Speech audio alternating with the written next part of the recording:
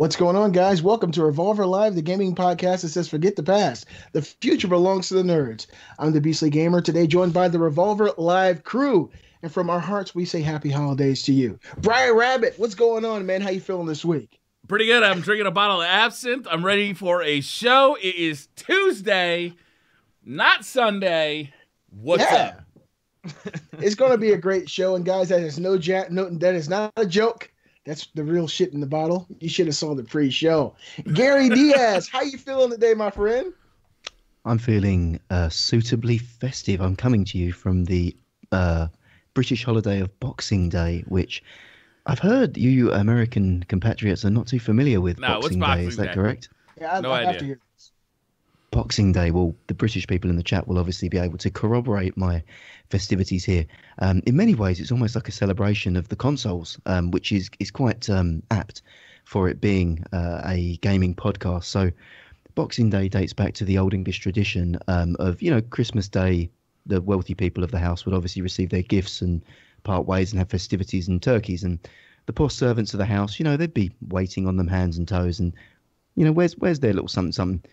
Boxing Day is a time when you give your servants and peasants of the household a box, a Christmas box, hence Boxing Day. So this is for you, all you PlayStation and Xbox guys out there. Happy Boxing Day.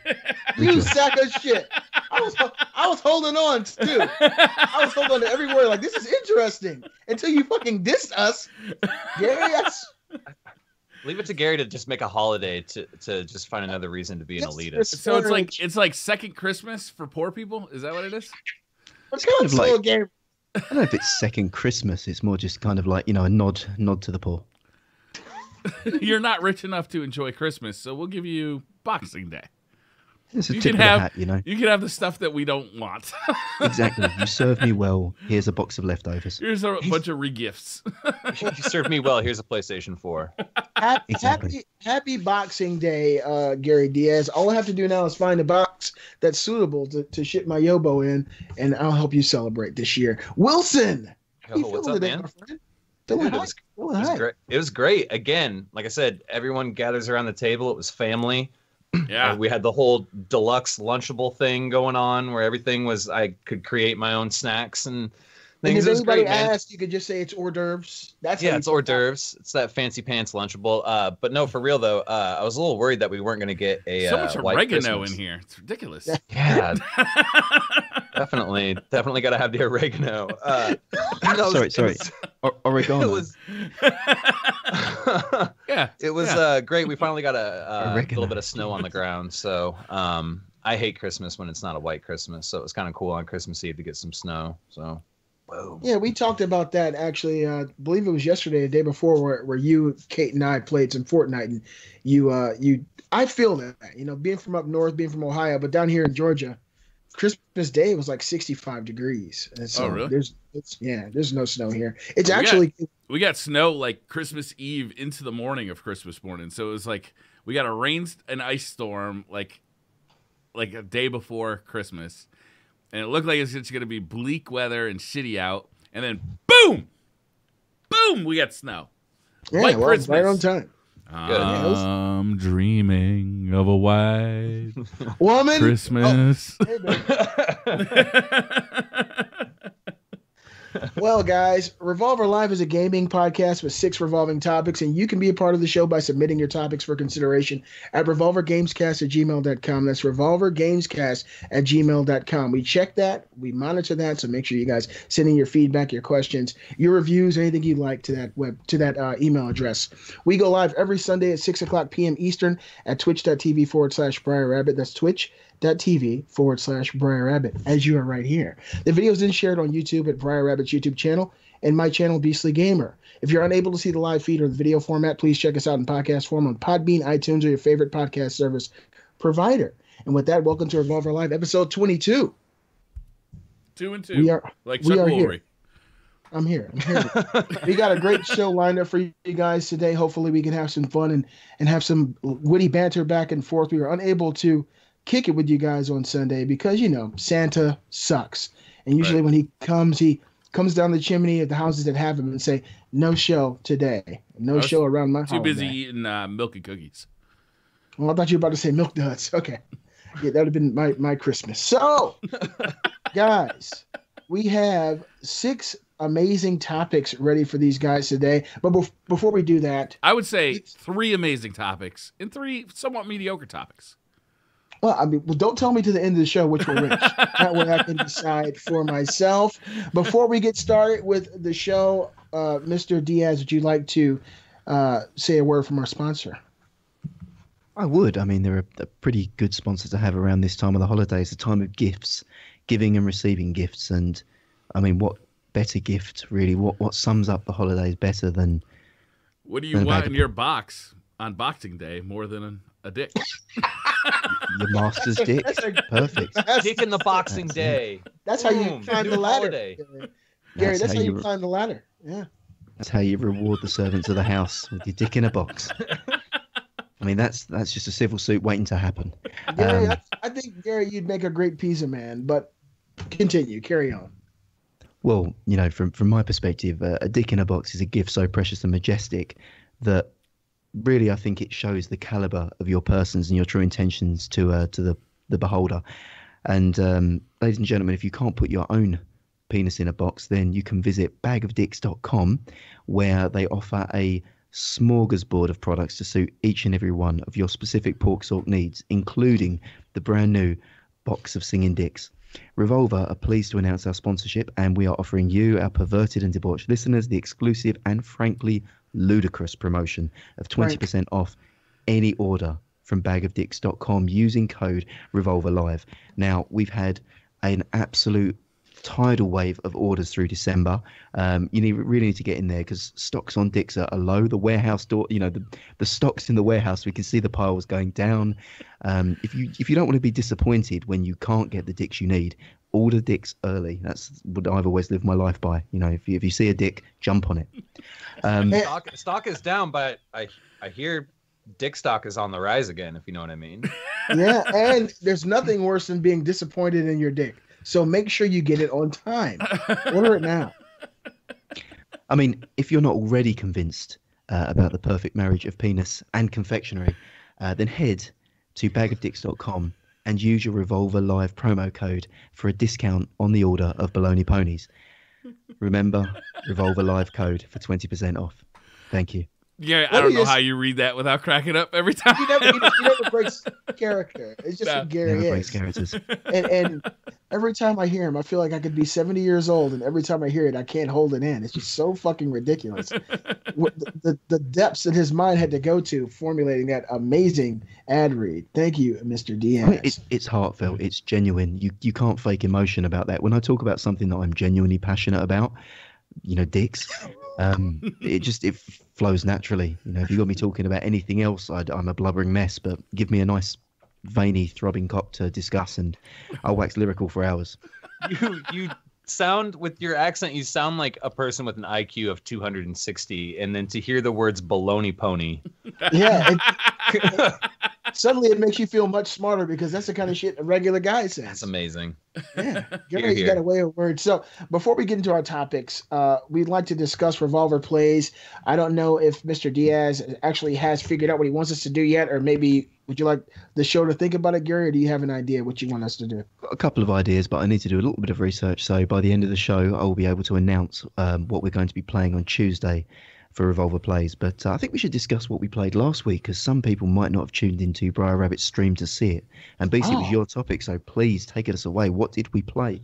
What did we play? We played Fortnite on, let me just say, my console first, PS4 and PC. It's one of the few games that is actually cross-play on PlayStation, Xbox, and PC. So being a PlayStation 4 console gamer... I know that it was at one point. Didn't they take that out, the PS4 and Xbox crossplay? Let me clarify. PlayStation 4 owners can't play against Xbox owners, but they both can play PC gamers. Oh, okay. So it works that way. And who knows? I don't know if it would actually work that way. I have it in my Xbox in my bedroom, so... That's an awesome feature. It's really nice that no matter what console or platform that you're playing on, you can play with your friends in Fortnite Battle Royale. That's dope. That was the first time I ever experienced that. And actually having my guys, my crew together with me, all playing on PC, I'm on the PS4 not feeling inadequate like I sometimes do. Yeah. And Well, that I game was is able much to, more built for a controller than like something like PUBG, right? yeah. And we had a blast, man. I mean, I thought we had a great time. We might have played more than 2 hours. We just got down and went in there and did well some games and sucked ass some others, but that's the name of the game. Yeah. It's to me, that's what I've been playing all weekend, all Christmas weekend. That's what Kate and I played. I put in a ton of hours playing that game. And when we played it, with Revolver Plays, that was really my first time with a group of three friends, and it changed the whole dynamic for me. It's kind of like having AI everywhere. Every enemy coming from different directions. You got people watching you back, and it gave me kind of the same feeling I have when I play Destiny. I got my team with me. We're out there doing shit together, and Rolling I just with had my an crew. yeah, Tupac, Thug Life. I just had a great time. What did you guys think of playing Fortnite with the Beast? I didn't love it. I don't, and that's not to say that I don't like playing with you guys or specifically you, Beastly. I didn't get the same feel I get out of PUBG from that game. This is the first time I'd played the battle. This is actually one of our topics, so just go right into it. Yeah, we're just gonna go right into it. Battle Royale in PUBG, it felt very different than it does. Or I'm sorry, Battle Royale in Fortnite felt very different than what I'm used to in PUBG. And maybe given some more time, I might warm up to it some more. But there were a few things that I really picked out that I didn't really dig on too much. One of them was the guns weren't as satisfying to shoot. It's funny, too, because I liked shooting the guns in the kind of zombie apocalypse mode that is the PvE side of that game, and I actually had a great deal of fun. But suddenly, because there's like bullet spread in the game, bringing that into a PvP environment, it didn't feel as good. Like, it didn't feel as satisfying. I felt like when I'm shooting, I want some kind of agency over where my bullets go that I didn't necessarily feel like I had in Fortnite. Also, I didn't love the building aspect of it. It's cool. It's novel. I think that if that's for you, it's a really cool addition to the battle royale gameplay. But for me, it's just not. It wasn't an additive feature. It was something that got in the way of shooting people, which is what I'm here for. Gotcha. I kind of get the same kind of vibe that Briar just expressed from you, Gary. How did you feel about Fortnite? So I'm going to talk about, first part of my answer is to talk about Fortnite objectively and then my view on it. So I see Fortnite as a game that's more accessible than PUBG, and conversely actually has a higher skill ceiling than PUBG. So it's kind of, it's got both ends. You can get into it with no experience and have a good game. And then if you're good at it, you can dominate and get 40 kills in a game and, absolutely outplay people, box them in a microwave at the end of the game and let the storm, cook them. You've seen plays like that happen. Mm-hmm. But for everyone else in the middle tier, which is not absolute garbage at the game and not an absolute god, I don't think it's as satisfying to play as PUBG.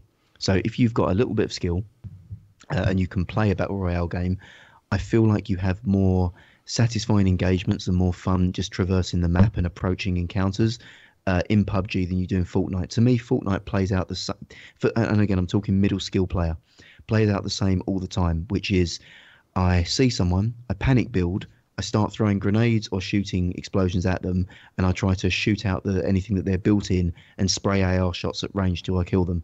So to me, it's very, for middle skill players, there's not that tactical gameplay to it that you see in PUBG, where a middle skill player will be hiding in bushes, flanking, traversing, using lots of different weapons, making long shots. I don't know. It might be my perspective on it. I could be completely wrong, but that's the takeaway I got from it. Well, and I 100% respect you guys' opinion. I think as a battle royale game, that PUBG is probably a better experience when it comes to that. I think that Fortnite is more accessible. It's an easier to play game. But I also think that at those higher levels, and like anything, if you stick to it and you really fine tune your skills, PUBG, in my opinion, can probably be a much more gratifying experience or fulfilling for gamers, because it adds something that PUBG does not have, and that is the ability to change the landscape. To every part of the world is destructible. If you find yourself in a really bad predicament, you can shield yourself.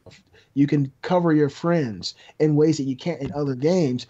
And actually, when Wilson and I was playing the day before yesterday, I made this comment to him. I said, I played the single player. I played the horde mode that Briar was just talking about for the first time. When I first bought this game with you guys, I had to go through the little tutorial and actually got through it and I played it, waiting for my wife to get ready to come play with me. And that was a ton of fun. I had a great time doing that. And then I went to the Battle Royale mode, and that having both of those modes as an option made the game to me more enjoyable. And it might be because of my affinity towards console controls or console video games, but at this point, I'm on the other side. And I do think PUBG is a great game. I played it, a few days ago. I was telling you guys how much fun I had playing it. I think it's a great game. It's just a little bit harder for me to really dig my heels in because of the difference. I feel like PUBG is not made for that controller. I don't discount your opinion here at all. I see these two games as being different sides of the same coin. And, they're both very, I think, strong products, right? And if you like Battle Royale, I think there's two different products for you that, visually, I think Fortnite is really nice looking. It runs awesome, which is something that PUBG same engine too, still Brian. Can't say. How are I mean, it runs awesome. That's something that PUBG still can't say, even at its 1.0 release. I mean, some people don't like the cartoony graphics. Some people do. I don't have a problem with the cartoony graphics. It's vibrant. It looks good. It's easy to spot your enemies as opposed to in PUBG where a guy could be, laying in the grass and you have no idea he's there. I don't see it as a worse product. It's just not. For me, I don't like it as much as PUBG. I hear you, and I kind of fall where I stand on the whole PUBG Fortnite thing is I kind of fall in the middle. So I'm kind of with Briar here. I see it as two sides of the same coin. Whereas you could look at Halo and Call of Duty. They're both first-person shooters, but you're going to get a completely different experience out of one or the other. For instance, PUBG seems to be more of more chess with guns, more methodical map movement, flanking. Not that you can't do that in Fortnite, but in Fortnite, it feels more like checkers in a sense that it's very fast paced and you got to be quick on your feet. The problem that I was struggling with Fortnite was I was playing it like PUBG, and when I would make moves and try to traverse areas like I would in PUBG, it would get me killed. You know what I mean? The building and stuff, I'm still kind of getting used to. It's pretty easy to, throw up a wall, change your material and stuff like that. Not a huge fan of it, but it is part of the game. It is Fortnite, building forts and things like that. I play a lot more PUBG, so I feel a little bit more drawn to that. But I really do like the fast-pacedness of Fortnite. Like Gary was saying, you could drop an insane amount of kills in that game if you're good at it. You got to be good at shooting, you got to be good at looting, you got to be good at building.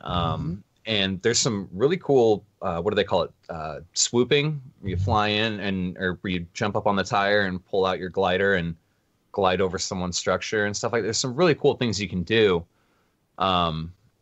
Yeah, man, it's tough, but I think it's what Fortnite has going for it, and I think Briar nailed it.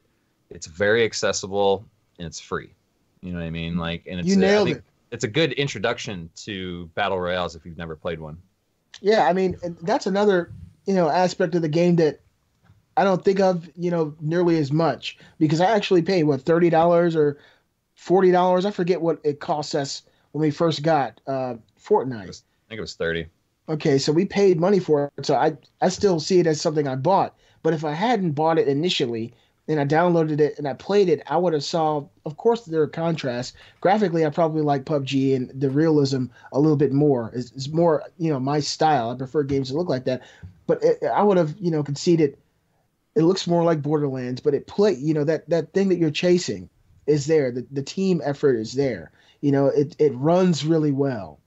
Building these little walls, these forts and stuff to confuse your opponents, it's a great deal for no money. And to me, it's really hard to believe that, it isn't more popular. I think it's very popular, but it's just a great game in my opinion. They also they're updating that game with a new ballistics model too, which I'm really interested to see how that's going to play out, because that could solve one of my issues with the game right off the bat. The way the guns run, yeah. Yeah. I mean, we've spoken a lot about Fortnite. The other part of this topic was PUBG 1.0, which we spoke nothing about. Yeah. That was fucking brilliant. I mean, Xbox aside, there are some issues with the Xbox build, but that's a very early build at the moment. Yeah, that's not 1.0 either. Yeah.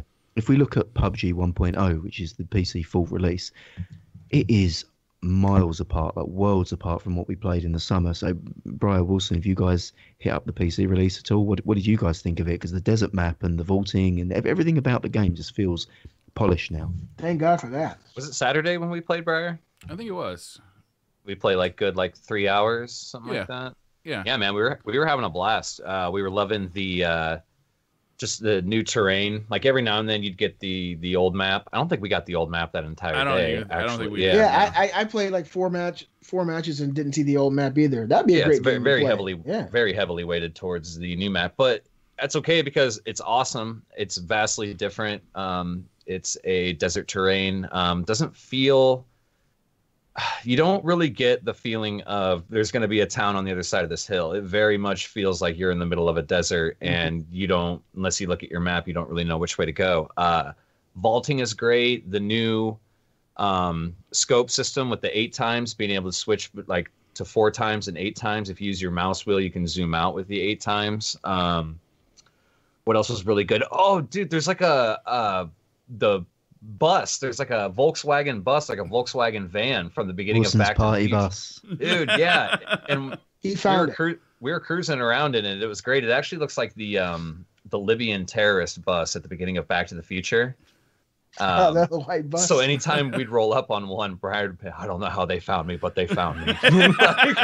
Did you fly in with AKs shooting out the roof as well, just to get in character? The only way to do it, man. You have to. Fantastic. But it felt really good. We had a great day. We were slaying, man. We didn't get any chicken dinners. We got a second place finish, but we were just absolutely slaying people all day, and it was a lot of fun. Yeah, the new map it almost feels like a different game mode in a way, because it's so different in the way that the matches play out compared to the original map. Even though there's these big, wide open spaces, it's a very hilly terrain, which means that you have less opportunities where you have to like run through like this wide open field and you just feel like completely at risk. You're usually like kind of cresting mountains and kind of run along ridges, and the cities feel much more varied and diverse than they did on the original map. It looks like they had a lot more time to put into art design, and like we found ourselves in a casino at one point, Wilson, which was really kind of cool. Like it's not like this kind of cookie cutter house. You know, there's on the original map, it felt like there's like 3 or 4 buildings. There's more than that, but they just kind of rubber stamped them where they needed a house. And you walk into that house and you know exactly the internal layout of that house right off the bat. In this, it felt like the buildings are much more varied. It felt like, and this is partially because it's all new, you don't know exactly which way to turn when you walk in, where people are likely to be hiding, where the bathtub is that the guy with the shotgun is hiding in. Well, we invented a meta game. We kind of had our own mini game in the I think when we played with Sweep, you guys were there, which is jumping through every possible window we could in a town. And what's good about it is every time you jump through a window, you're just waiting for the Stone Cold Steve Austin Titantron music to start. You get the glass smash, and all you're just waiting for is da da da da da. But never happens. It's incredibly satisfying. It is. We jumped through about 50 windows in that single town alone before we moved on. I feel like it's like a way of letting the rest of the team know that like it's kind of like peeing on something and marking your scent. We're breaking through the windows and we're slowly pushing towards one end of the town, and it pushes everyone else out. I mean, I'd run. I'd like to see them actually add like a little bit of like a fog effect to the windows, so you can tell more easily if a window has been broken or out. not. Like almost like the windows are dusty, or they've just been they haven't been cleaned because of the the age of the place, something like that. One thing that's really good. One thing that Briar mentioned that became immediately a benefit for me was the verticality of the new map. Like I said, I spent maybe a half an hour on this map running around by my lonesome, and I had a great time. But there was one particular spot where I was running up a hill, and it was down to the last 12 guys, and I got shot in the back, and the guy was sniping me, and I couldn't tell from where he was, but it was very far away. He hit me like 3 or 4 times, and one more shot, I would have been down. And I found a dip in the hill where I crouched down and I started to bandage myself up. And I was like, in the original map, it's really flat terrain, so they really thought about. And another thing you said that really is a huge benefit to these types of games. A map can completely change the whole scope of the game, because when you get used to a map, you know a location, you know what can happen in that location. Now those locations are completely gone, so you have to find out and investigate what can happen in this new location, which is almost like a whole new game in itself. So it's really awesome. A small feature that they added as well, talking about things that change the game, the kill cam. The kill cam is perfect. It's such a good learning tool, because you not only find out who killed you, which is really great in itself, because you can anticipate, well, next time I'm in this engagement or this encounter, maybe I should be checking here or checking there. If you notice on the kill cam, and I don't know if you guys have, you not only see who killed you, but you also see the position of all other players that were in the vicinity at the time. So what I didn't realise when I was playing it there, I got shot by a guy who'd slowly crept up behind me, because I was watching where I was going, my sort of 180-degree field of view, but wasn't looking at a guy who'd been tailing me for half a mile, just waiting to get close enough. But what was interesting about that is he was tailing me, but then there were 2 guys down in the town, in the building in front of me, just waiting to pop out as well. But I obviously couldn't see them, but that you see them in the kill cam map. So it's really great to know, actually, you can be surrounded by people at all times and just not know whatsoever what was going on. It's a fantastic feature. And the kill cam is really nice.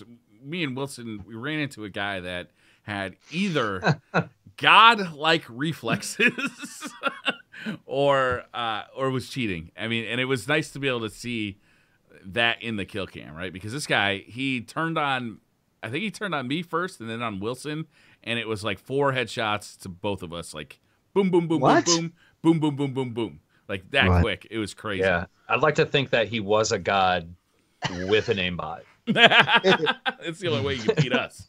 It's the only way. Yeah. Right. No other way. Yeah. I mean, it is good as well. You can report straight from the kill cam, so you can watch it and then judge and say, that was a bit suspect, and report the player right there and then mid-kill cam. So, yeah, I mean, I think that's going to help cut down on cheaters, but I just think as a learning tool, that's fantastic to have. You can just do what I do, and anyone who kills you, just report them for cheating. Yeah. It's definitely worth checking out the 1.0 right now. Yeah, always, if they beat you, report them. Yeah, let Bluehole sort them out. Yeah.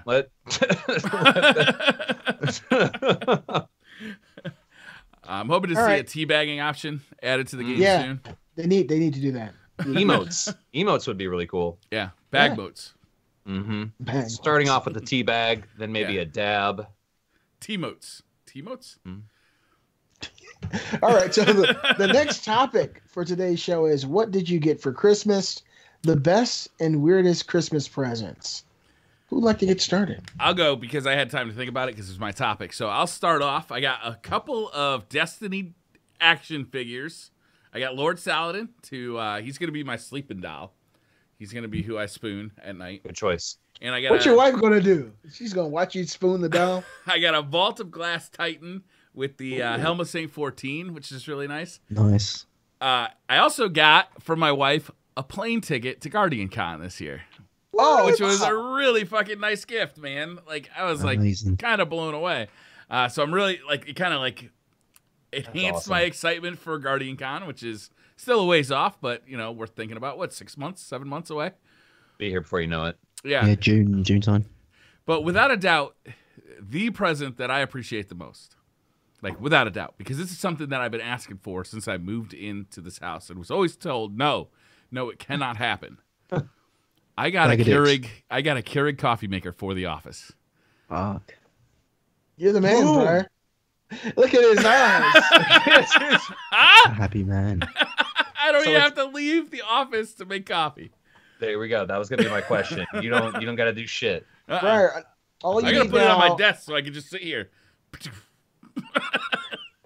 All you need now is a urinal, Briar. Get you a urinal in there, and you'll never have to leave ever. Yeah. Start small with the bedpan. I feel like a bedpan. I'll be able to stream uninterrupted for hours. Real question. That's great. Talking urinal, has anyone ever had or seen a urinal in someone's house? Because as a single man, when I was a younger man, I often contemplated the idea of having a urinal installed in my own house, Right. just for convenience factors. You know, because I'm not going to need to do it. If I need a piss, I'm fine to go in there. You know, I have no female housemates. Like, why can't I do it? I mean, is that a good idea or a bad idea? Who's thought about that? If you have a his and her bathroom, maybe, but you know, you have a fiance, and that's just going to piss your wife off. No, now obviously, but as a younger man, that was the jam. That was what I wanted. That was the dream. Yeah, man. You know, Go for it, Gary. I never had anything official, but currently there's 2 slats between 2 like posts on the deck that serve the purpose. you just piss straight off of that. Go for it. Okay, real talk, real quick. I can't be the only one that when I let my dog outside, I go pee too, right? You guys do no, man. Like, no. No, you don't? No, I'm saving water. Every time I go outside, I try to pee. Okay. If I had more privacy, I might drop a deuce. That's dog's doing it. That is freedom right there. Yeah, but You to can be let shit fair, wash out. when a dog does it, you've got to pick it up in a little plastic bag, haven't you, and carry it around. Do you do that with your own? Or is it just dogs? I got kids, Gary. Right, okay. You've got experience that way. Or are they picking it up? Which one? No, they're picking it up. Oh, right, okay. This one's a little bigger. I mean, to be fair, it does say no dog waste. It doesn't say anything about yourself. Right. I think you're fine in a park just to drop a log. Right? You know how you gotta pick up after your dog and carry his shit around? Maybe if you do it, your dog picks up after you and then he carries your shit around. Like every topic, I feel left out because I have fucking cats. Maybe I'll start taking my cats out. Oh, Dude, you can have you on ever leash. thought about pissing in the litter box? Yeah. Well, my cats, they rub up against your legs, so I end up pissing on the cat. My cat does that when I take a leak too. She'll come up and try to walk through my legs, and one day I go, Wait, like, cat. I go, cat, you better watch her. One of these days you're gonna get pissed on. And Sam had no idea what was going on, so she literally just thought I was threatening to piss on the cat. Makes sense. True story. She's like, "Don't you pee on the cat?" I was like, "Well, if it comes in here rubbing on my legs, sometimes it might get pissed on." R. Kelly of threats, right there. Did you sing it to the cat? That's the question. I'm gonna piss on you. You know it's true. That's the jam. That's the jam. Mind's telling you no, but the body's telling you yes. That's it. That's great. Oh, fuck. So I that used was to have a Christmas, man. buddy. We used to hang out in his basement and get drunk. And he had a sump pump. And we used to just piss in his sump pump. That's what. Because, upstairs where the bathroom was too far away. Oh, my God. So, my dad, we had a the sub pump down in the basement and stuff, and he caught me down there like pulling it up out of the water one time and messing with it, and it was already like super fragile and on its last leg. And he's like, "You stay away from that." He's like, "You know what that is, right?" And I said, "No, I don't." He's like, "That's called the China hole. If you fall down in that, you'll go straight to China and you won't have a family and you'll be an orphan in China." And he goes, "If you think I'm bullshit," and I just pulled a little China boy out of there the other day. That's a hardcore For shit. the longest time, I was terrified of the sub pump in the basement. Wait. Like when I'd go look at it, I'd like grab onto something in case I was gonna fall down in there. My dad Sorry, was did he keep a captive Chinese boy just for this parable story to show you? Where did he get him get on the an chi- ass. Jesus. Wilson has a brother somewhere. Has So, a poor so- I've been Oriental pissing chap in on a him, cupboard just for apparently. that. So, amazing. Well, I mean, that's pretty much pissed all over my Christmas as well. My Christmas is far more subtle than that. I got some chili sauce because I likes me some spice. You gonna make some chili cones so- with that? That was you my are question. you are Latino. Yeah. You're I supposed to know, like I've got spice. it. Well, no, I'm not going to pour it on some cones. No, it's just probably going to go in a jambalaya or something suitably spicy. Maybe a paella for my Spanish roots. But Do you eat candy to top too? Because I walk into some world stores like H Mart, you'll see like lollipops and different stuff for the Hispanic community, and the shit has chilies in it, and it's really hot, but it's candy. Do you partake? I'm going to let that cultural stereotype fly. Yes, I do sometimes have a sort of chili gobstopper. All right. You know, I mainly do it when I'm sort of crossing borders illegally and stealing cars. The But Latino heat. Shit, exactly that. Gary. Yes. How do you know if it's a stereotype or if you're just spitting wisdom? How do you know? Where's the line there? I think you've got chat there as the cultural barometer there. They'll tell me. They'll tell me. Yeah. Oh, that was fucking offensive, man. My bad. I think it's when they start spamming banned in the chat. That's it. You know, you've probably overstepped the line. Yeah, so I had some chili sauce, which is great. I did get an Overwatch anthology, which is like a collection of graphic novels from the Overwatch universe. So all the comics that they brought out for Overwatch, which I thought was pretty cool. I didn't know they had comics. They do. They've got comics very much. I mean, some other games have tried publishing stuff now in the content voids that they've got. I'm surprised they're not charging for it. But no, Overwatch did do sort of like backstory of each character. And it's where the Tracer gay scene was first seen, was in that comic when she's... Oh, that wasn't in one of those videos they made? No, it's I've seen Tracer do far worse than that. No, she's kissing some chick on Christmas Day. I'm sure you have. We believe you, Gary Diaz. I've seen some things on the internet with Tracer, man. It's all of them. They're all a bunch of whores. I can never look at them the same way again. See? That you just crossed the line, Beasley. That perfect example. I am offended. That's what your friends are for, to tell you when you fuck up. And thank you for demonstrating that point. Yeah, well, that's what I'm here for. Well, for me, to be fair, I didn't think Tracer was doing it because she enjoyed it. I mean, it looked to me like acting for the money. I mean, there wasn't love in her eyes in the video I saw. Oh, really? There's nothing in the her video, eyes not the comic book. Stay away, Briar. Don't go down this rabbit hole, Briar. I know you're a rabbit. You like rabbit holes. This ain't one you want to fuck with. Just stay away from Overwatch. My only question is he talking about the videos or the... He's talking about the videos. Because, I mean, you gotta hand it to an artist that can convey, I'm doing this for the money in comic book form. The fact that you're thinking about that when there's other things going on in that video is shocking. Right. Listen, Briar. Did she have a college ID, Gary? Oh, no. Oh my god.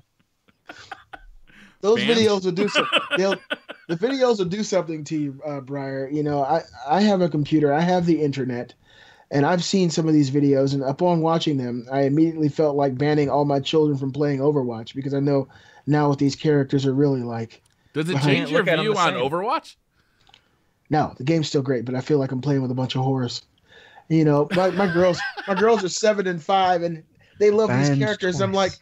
I'm like, you just don't want to play with this character, Nova. She's like, why, Daddy? I'm like, because she's. I don't think that really having sex on the internet makes you a whore.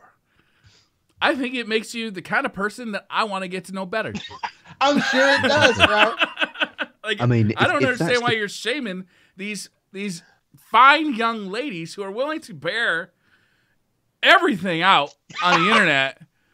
You're fun-loving, cosplaying. I mean, I'm going to be fucking honest. Ladies. If that's the criteria that you're makes out here you calling them whores. You know, quite a few members of this podcast fit the criteria well. You know, it's true. I just can't look at them the same again. Like, I'll look over and I just expect everyone to drop their guns, and all of a sudden there's going to be a freaking orgy in the game. Yeah. I can't look at it the same way again. I'm on the point. Where is everybody? Oh. I mean, how many competitive points do you need to unlock those sort of intro animations? Because I'm down. You know, whatever grind I have to do to get that. I'm definitely going to lock that on my girl's PS4. To be fair, it's a simple way to give Destiny some endgame. Just put that in the Eververse, man. I'll drop some dollars. Oh, Destiny 2, 7 out of 10. But how's the fucking? To be determined. To be determined. Well, guys, I feel like I'm getting fucked pretty raw by Destiny, so pretty good, apparently. Yeah. Yes, you are. Brian. Yes, you look like the fun test right now, Brian. You strangle her life. I'd be like a total hate fuck. Yeah, you want to. She's almost done breathing. No, let her go. I'd rather just push her off the tower. Do you imagine just like Destiny? It's bad when you're the one getting fucked. It's just a daisy chain of Engram anal beads that she's just popping in you one at a time. she doesn't pull them out slow either. It's not like bloop, bloop, bloop. It's like starting up ripping it out like That's it, she's man. starting a lawnmower. Like, And they're not spherical. They're some hexagonal motherfuckers. That's going to chafe on the way out. that's right. They're engram-shaped anal beads. Engram-shaped anal beads. I'm gonna have to find these. I guarantee they exist. Wilson, to be fair, that's a glass blowing franchise you need to get into. It's a lucrative business right there. If they I've been haven't telling been them invented- for I think it's got to be years now. I want you to make fucking engrams. I know, Anal man. beads. Anal bead engrams. For years. Hey, Gary, you'll get the Fucking first of the engram anal beads. I'll It'll take the be a extra surprise. large. There you go. I'll take the extra large. My goodness, Christmas gifts to Overwatch porn to engram anal beads. So I'll go next year. Oh, I right, got Christmas gifts.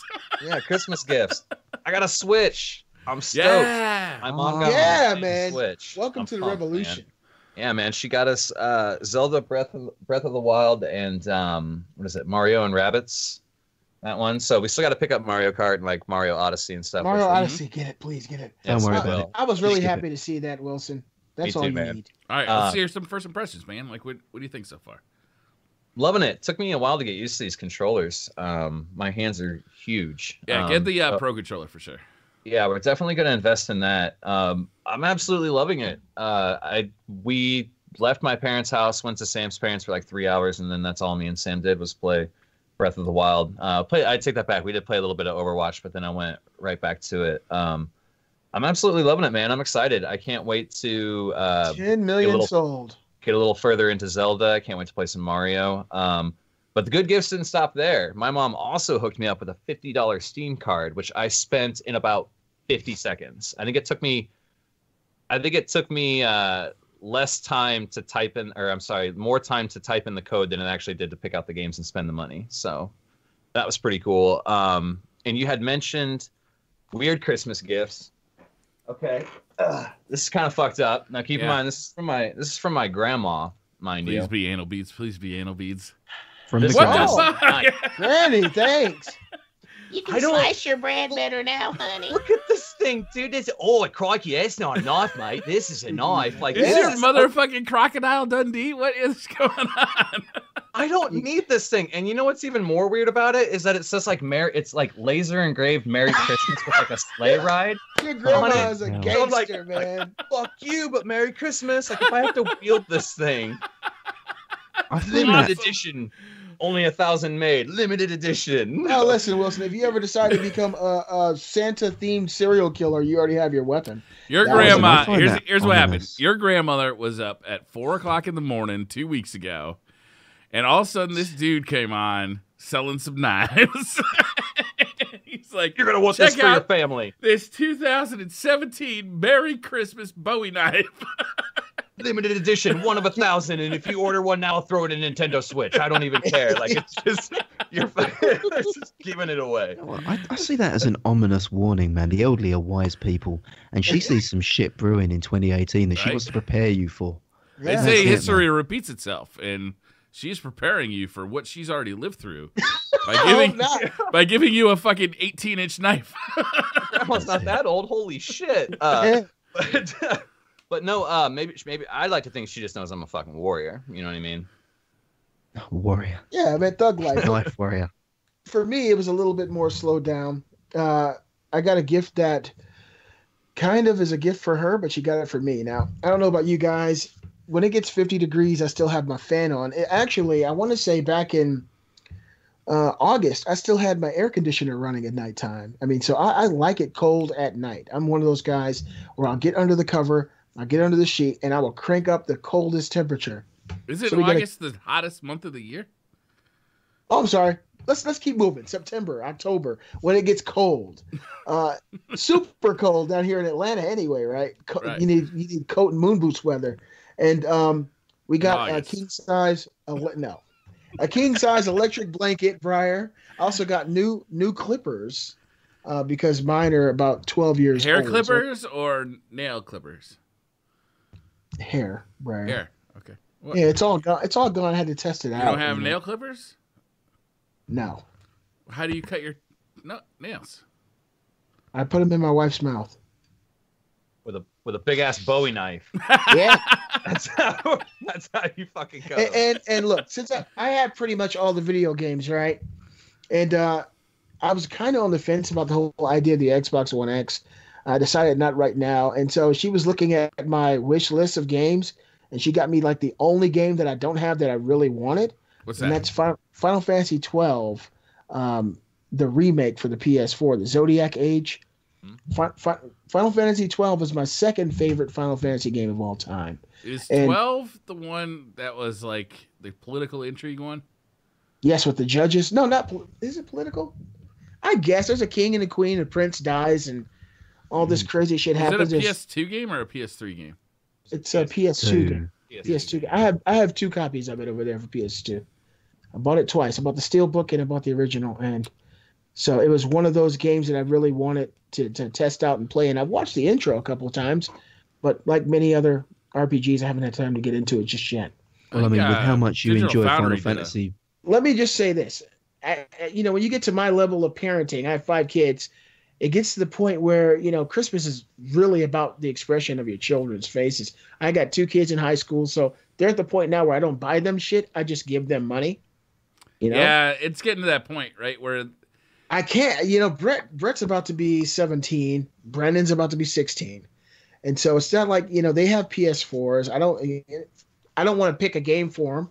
So they both get a few $100s. And, in typical teenage fashion, they look and say, "Oh, thanks, Dad." And they walk in their room and they get on iTunes or they go on the PlayStation Network and start to spend the money. Now, the girls, they got a PS4 this year. And, they tears in their eyes. They love that. And to me, that was kind of the big joy, Plus, Nina's birthday is on the 17th, so it's right before Christmas. So everything kind of comes and hits me at once. And it's like a big hurdle in my life. Once it's over, I can breathe. So that, to me, that's the best Christmas gift. I can stay warm at night with an electric blanket. I can cut my hair so my head gets cold. Yeah. It's confusing. Buying 4 kids, once they hit like the teenage years, gets really, really difficult because they hate everything, especially anything that you're doing. Absolutely. And like even if they want something desperately, they sure as hell aren't going to talk to you about it. Yeah, they talk to assholes about everything. I remember my sons used to be with me all the time. Say, "Dad, you're the best dad. I haven't heard that shit in 10 years." Yeah, shit. I got lucky this year. I mean, obviously my kids are gamers, so I know by default what to get them. So I got them a bunch of Steam cards, which made them smile. Like there's legit actual smiles. Mm-hmm. Like that was impressive. And I got them a full set of like new PC gaming peripherals, like new keyboards, new mice, new headsets, and they were pretty psyched about that. They were fucking around with the lighting on the LED keyboards and everything today, and that was cool to see. That's something I was looking at last week to buy myself. That's another thing, though. I've gotten to the point now where it's like I don't tell her anything. I bought her a black diamond ring. That's what I got her because it's the diamonds are actually black. It's the coolest thing I've ever seen. But I can't really tell her because, I work. She works from home. She works for Google from here. But the shit that I want, I just buy it and I deal with the repercussions later. Like if I see something I want, I'll buy it. Then I'll get a text. That money was for this, right? And I'll say, "I love you. I'll see you when I get home." And that's what right? That's what grown-ups do. Every day is Christmas for us. I find that exact same problem. Like Christmas is difficult now, like for yourself. Because you just buy what you want when you want it. So it's, you don't have to wait anymore. See, I'm not like that. I don't buy what I want when I want it. I mean, I'll buy what I need when I need it. But the stuff I want is usually kind of like on the back burner. It's usually so frivolous, like a fucking coffee maker for my office. Legitimately, how can you justify spending $100 on a coffee maker, which you have one of literally 8 feet away, directly downstairs? Like it just doesn't make any fucking sense, right? So I don't think you know how much you needed that coffee maker. Your eyes lit up so fucking big when you said, "I have a coffee maker." You needed that. To me, the gift was that it was just so funny because it become kind of like a meme around the house. Is that, oh well, if I had a coffee maker in the house, like I could do this or I could do that, just stupid shit, right? Or in the office. I don't know. It was act of kindness and something that it was just fun. I'm thinking about Briar's wife, and I want to say this real quick to everybody watching, everybody listening. Go over to Twitter and follow Miss Briar Rabbit. Yeah, but don't piss her off because she's fucking savage. She routinely destroys myself and Gary Diaz, and I take great joy. She is savage as seeing her savage Gary Diaz. Every time she does it, I grab my phone and I run to show my wife how Gary just got fucked on Twitter. It's the greatest thing. She even gets me. It happens. And she had the most endearing and passionate picture. Sitting, I believe, on the front or back porch. She looked like she was nursing an injured or sick squirrel to baby health. Squirrel, yeah. She looked so protective. Her eyes conveyed through the picture, "Stay away, fucker." And she tagged me in it as the one that got away. I felt really bad, but I still have the taste in my mouth. Yeah, dude, she's a gag. Did you see what she got me with today? It said NASA explains that they are probing Uranus deeper than before. I know. It was a legit article, and she tagged me in Briar Rabbit, she's the best. Yeah, she's like, Wilson, could you look into this and explain more, please? And I'm like, that is amazing. I read the article, and it said NASA wants to probe Uranus deeper than ever, and that was the legit title of a legit article. Legit, the hardest I've laughed in a long time is when I was on Twitter and I saw that she was out Christmas shopping and she found a calendar that said it was a picture of an unshirted male, right? And no shirt on this guy, and he was wearing a kilt. And the name of the calendar was Kilty Pleasures, like the kilt. Kilty Pleasures. And of course, she tagged Gary Diaz. I did. That guy on the front looked like he was chiseled out of stone, dude. Yeah, he did. He was an attractive man. I'm going to be honest.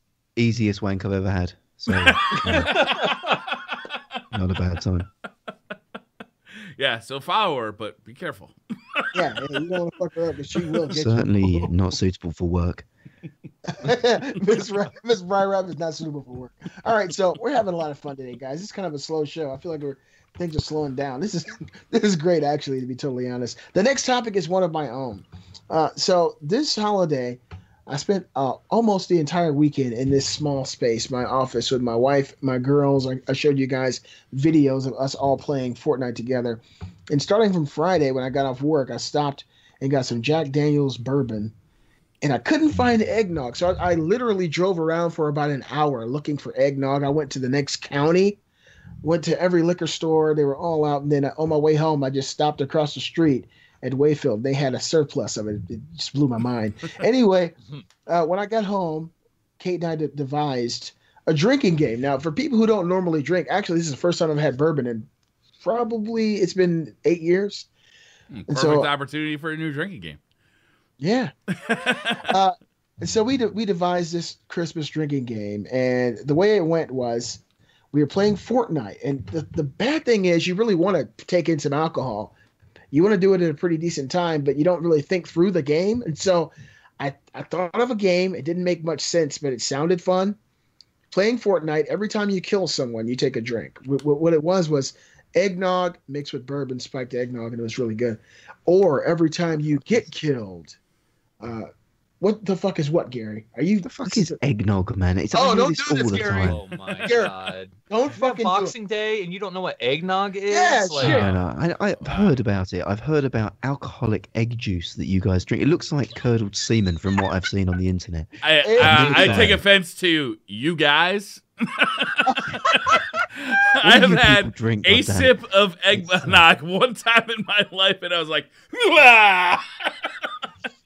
Brian, come on, stick with the team, man. We're over here on this land. Fuck you, Gary. Eggnog is a shit. It's actually kind of gross. I just can't believe you've never heard of it. I mean, when I've been watching the Discovery Channel, when they artificially inseminate a cow, you see what they pull out of a bull's dick? What do you That kind of looks like a cup of eggnog. All right, I've got some weird porn. I know, Gary. Anything sexual, Gary is all over it. Doesn't matter. No, but anyway, it just I can't believe you voluntarily drink that stuff. I don't like it either, Gary. It's not good. I tell you, it's one of the greatest things. I've always loved eggnog. I mean, back when I was a teenager going to Dairy Mart. Can I just ask the host here, if we ever do a Revolver meetup, can it not be at Beastie's house with a banquet of fucking eggnog and squirrel? Because to be honest, I'm not down for either. And let me just sacrifice. I would do that just to see you eat and drink eggnog and squirrel, just to see your reaction, just to see you Let's- crawl out of your own skin. Let's consider our options here, Gary, before we come into any rash decisions. If we go to Beastly, yes, we are eating eggnog and squirrel. If we go to Wilson's, we're eating Lunchables. If we go to my house, we're not eating at all. We're eating out.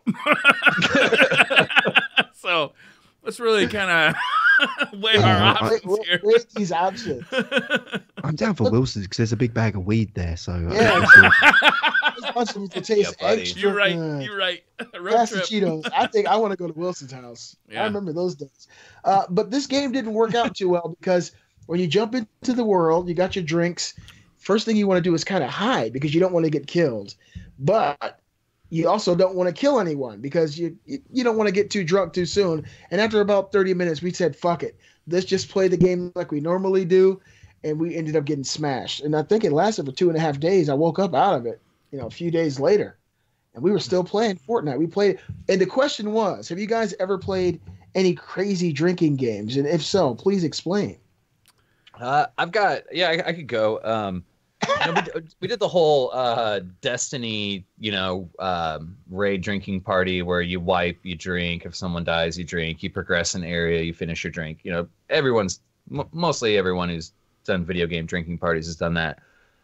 However, I have a funny story. It was House of Wolves era, Trials of Osiris, and what was the name? It was an Earth map in the European Dead Zone. It wasn't the one with the big church. What was it? It was the one where... What's that? Memento. It was the one where they had a glitch that weekend where sometimes if your feet touch the ground, you just fucking die. Oh, yeah. Yeah, Memento. And that was that weekend. And I was playing with Mustard Tiger and Director. And Director was getting so fucking pissed off because he kept touching the ground and dying. He's like, fuck it. And you could just hear the bottles coming out and all the shot glasses and shit. And you could hear and he's like, I'm taking a drink after every round. I'm taking a shot if we lose a round, if we win a round, and when the game's over. And I'm like, Jesus Christ, yeah, I'm trying to wrap this like flawless run up tonight. Like that'd be great. So we get going. We ended up getting flawless. Director is I feel bad for calling him out for this, but he is borderline blackout drunk at this point. How long have you been playing at this point? It was like 2 a.m. my time, so it would have been like closer to 3 for him by the time we wrapped it. I mean, he was shit faced. He doesn't fuck around. He's got a massive bar downstairs. So we wake up. Another trip on the Revolver World Tour is to Richter's house. Absolutely. And so we wake up the next day, and it's evening around this time. By the time Director gets on, it's getting closer, creeping closer to evening. And we're hey, what's up? How's your day going? He's like, I woke up and apparently I just started sending a bunch of money on PayPal last night, and I have no idea where it went to. Oh my So God. Shit. He had to get on PayPal and sort some shit out. He's like, okay, a few of these I'll let them go through. But yeah, we were partying, man. That map, dude, it drove us to drink. You touch the ground. How are you supposed to kill anyone if you can't even touch the fucking ground? Like, Damn.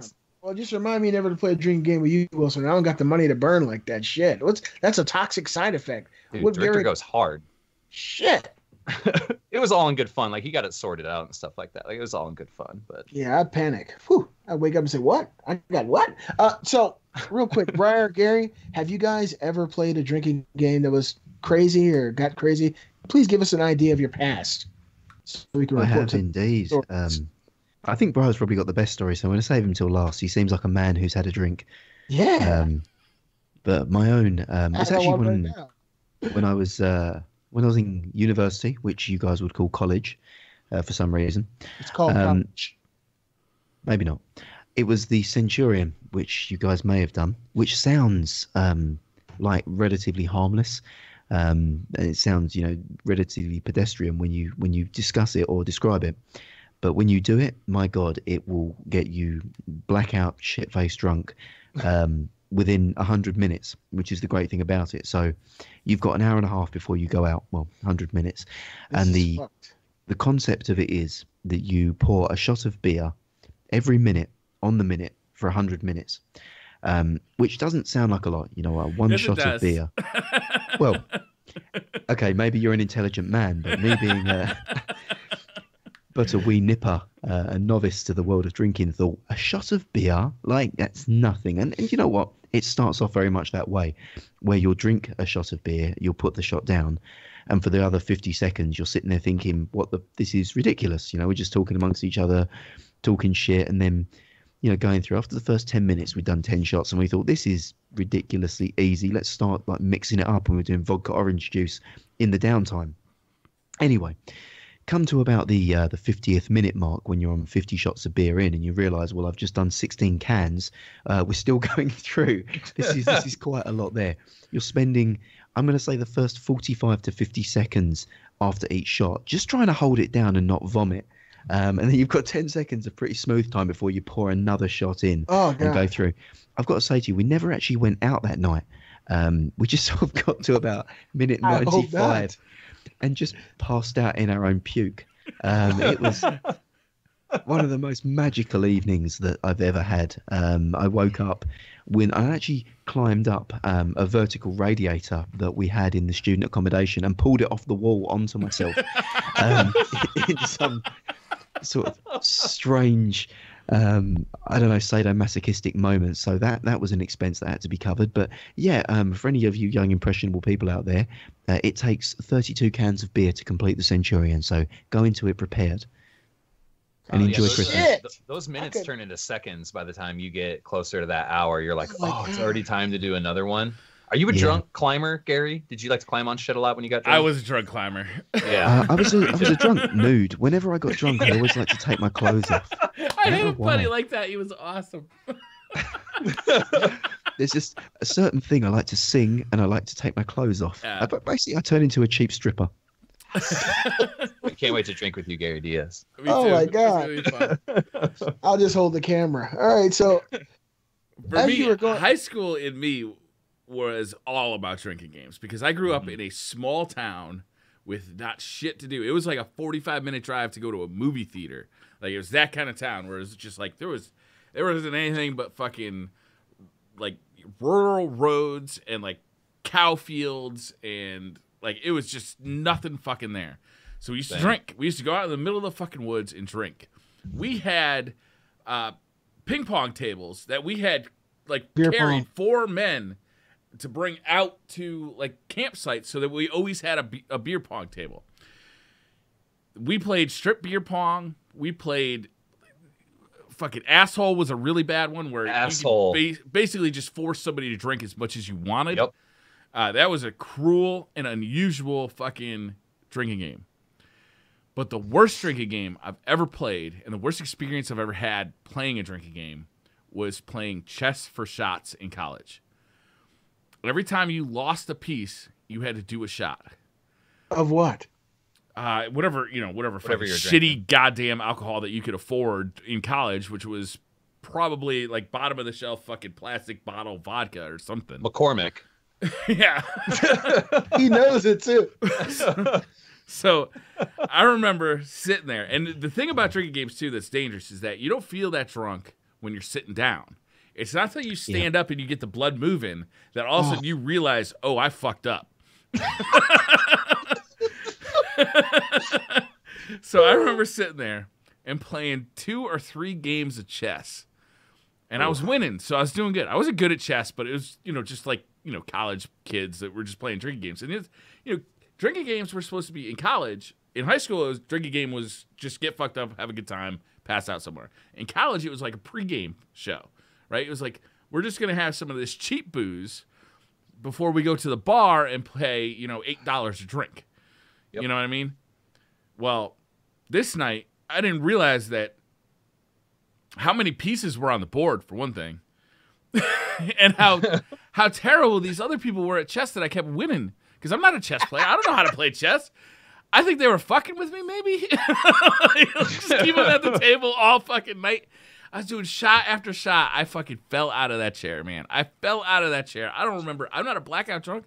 I don't remember anything about it. It was terrible. It was terrible. How do you know it wasn't great?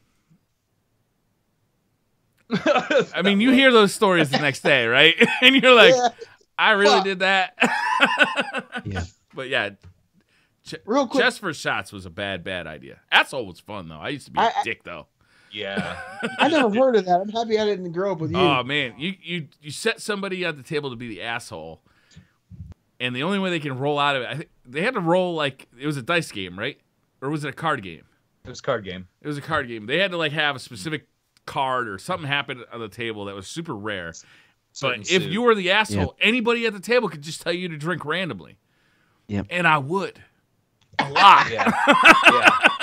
Absolutely. For any excuse, like they just open their mouth. You'd be like, "Shut up, asshole, drink." Shut up, asshole, drink. Yeah, because like the person in charge, we did it with like a hierarchy. So like the president could tell anyone to drink, and then the person below the president could tell the rest of the people, and so on and so forth. And it just got vindictive as fuck. Yeah. And that card game was stacked so that like you'd have rules in place that kept the hierarchy in place and the peasantry in place as well. So it was really hard to move out of that asshole spot. So you might spend 5 games in there and just be drinking your tits off. The president, man, he's young, chipper. He's drinking at his own pace. The vice president, every once in a while the president fucks with him, but for the most part, they're a team. Like they're looking out for each other, They're out there fucking the peasantry like Gary Diaz. Yeah, as I say, that's Gary's game all the way. Yeah, man, he'd be good at it. Real quick, something came to my mind. Something came to my mind when you were going through that, Briar. I played beer pong once. Yeah. Kate and I on our very first date. Imagine this: very first date in Akron, Ohio. All her friends from her high school, they all graduated. She's 19. And we went on our first date, went and saw a movie. I took her out to eat, and I took her home to her mother's house. And I told her I was going to a little party because the guy who lived on my street at the corner invited me to a party. The party was on 14th Street. I'm finding out Kate's mom lives on 14th Street now. And so I'm taking, check this shit out. I'm taking her home. I see this little house, a red house. She's at her mom's house. My friend's car is directly in front of us. Right in front of us, not a car space. It's right there. So I pull right behind Ryan's car. And I call him. I say, "Hey, man, you said the party's over here. Where you at?" He said, "I'm at the Gray House. The Gray House is directly next to Kate's mother's house." Oh. Right next. Swear to God, true story. So I asked her if she want to come over, hang out. She knew Ryan. Everybody, graduated together. My brother. And so we go over there, and, I'm the older guy. I'm walking around, saying what's up to everybody. But back then, I drank a lot. And so they're like, "Man, get on the beer pong with us, man." I start drinking, playing pong. Never played before. I'm fucking, this ain't a video game. And I'm drinking like crazy. And then I see Dan, the guy who lived across the street from me. I know his mother and his 3 brothers. This guy's like 6'4", about 330 pounds. Big fucking dude. And he's getting gets ramped up. I think he's drinking gin and juice. He said, "I'm ready to fucking fight." And I was like, "Oh shit, Dan." He's like, "I'm ready to fucking fight." And this is Kate's first date with me. This little petite woman. And he's like, "Come on, Brett, let's go fucking fight, man. Let's fight on boys," is what he said. Fight on boys. And I was like, what does that mean? He said, "That means we go outside, we fucking throw down, and then whoever wins, wins. But after that, we're still boys." And I was like, "If you want to, Dan, and I swear on the Bible, this is true." Anyway, I go back to the table. I tell Kate, I said, "I'm going to go outside and fight my friend." and she was like, "Who is your friend?" Like, "This guy here, Dan. He's just in the dining room going crazy." We go outside, and I'm walking next to him. Everybody's coming out the back of this house. There's probably about 20 people in this house. Everybody's coming out the back, and they're coming around to the side to watch what's about to happen. And, my family is a jiu-jitsu family. My brother is Isaiah the Beast Chapman. Look him up on YouTube. And anyway, I told Dan, I said, "I'm not going to fight you unless you try to hit me." And he tried to hit me at that very moment. He tried to hit me, and he was drunk. And I moved out of his way real easy, and I just shot in on his legs. And he's a big guy, and I slammed him to the ground, and as soon as it hit the ground, it sounded like a sack of potatoes, and he immediately was snoring. Oh. I hope they never watch this. His head hit the ground, boom, and he was snoring immediately, and his little brother Ryan was right there, and Ryan screamed, "Dan!" and ran, and I stood up. I got alcohol in my system. I said, "Man, get your brother. He just got knocked the fuck out." but these are my friends. It didn't really click when it happened. You guys ever play that game Quarters, where you got to bounce the quarter off the table and make it land in a cup? No, I did. I played that one time. The one time I had a party at my house and my parents went on vacation. We all played Quarters, where you bounce it in the cup. Yeah. Got away with it scot-free. All of a sudden, my mom looked down at the kitchen table and said, Did you have a party and a bunch of Where people all play these quarters on my dings? phone? It fucking dinged up her dude. It's still that same table that's there today. It's kind of fucked up because of us. I feel bad. No. That's the only game I've ever played where I had to throw up because of pure volume of drinking. Like, my stomach was so full that I just had to. Life or death, literally. Best topic ever, right? Damn. All right, what do we got? Real quick, the last time I got drunk was with you, Briar, playing games. Not drunk, but last time I got drunk playing games when we were farming for Grasp of Malak. Do you remember that? Omnigol, yeah. Omnigol, yeah. That bitch drove us to drink that day. That was a good time, man. That was good stuff. She was good for that. Mhm. I think that's the only time I would ever grind her was when I was drinking. Right? Make a solid point. I find out so much about you today. All right, so the very next topic is: do you look down on indie games? I would guess this is a Gary Diaz topic. It just rings true of the elitist. It is one of my topics. So for me, for the longest time, I looked down on indie games. I will admit it. I didn't understand them. I didn't know why people cared about them, gave them time and attention. As a younger man, I was all about graphics, world, marketing, budget, everything that I guess the gaming industry wants me to pay attention to. But as I've aged, like a fine wine, I have found that I'm more looking at compelling narrative or artistic statement as opposed to just those flashy graphics there. And I find that an indie developer who's not shackled by a studio, and publisher deadlines, they can just try things that you could never do in a AAA studio. They can try things that are a bit off the wall. And I feel that those lack of limitations tell stories that I'm more interested in. So this year I've played probably 20 indie games and loved most of them, if not all of them. So wanted to throw that question out there. What do you guys think about indie games? Do you enjoy them as much as I do, or as much as your AAAs? And growing up on 8 and 16-bit games, do you think that that's had an influence on your how you accept indie games and what you're willing to play? I think you make a good point there. I used to be the same way, man. I used to be like, indie games, they're not graphically similar to the games that I'm currently playing on, at the time, if it was PlayStation 2, Xbox 360, stuff like that. I used to really didn't have a big appreciation for them. However, when I started playing games like, I don't know, off the top of my head, like Fez. Fez was a fantastic indie game. It was really good. It took forever to get out, but when it did, it was a fantastic game. But I feel like I have more of appreciation for those games because I did grow up in the 8-bit and 16-bit era, back where you did have to use a lot of imagination when you're playing games, or where it was really just about narrative and gameplay, nothing else. And that was the game. But yeah, I love them a lot. And I think one of my favorite was Shovel Knight. Oh, it's so good. Like, such a good game. The soundtrack. I can never get. I've bought that game 2 or 3 times. I could Really? never get into it. Yeah, I think I bought it for the Vita. I bought it for the possibly. Is it not for the Switch? I might have bought it for the Switch. Mm-hmm. It is Shovel on Knight 2. It is on Switch. It was on Wii U as well. I think my Vita copy probably came with the PlayStation 4 copy. Is that possible? Maybe. I feel like I own that crossplay. in like 3 different places, and every time I boot it up, I'm just like I get it, but I don't get it.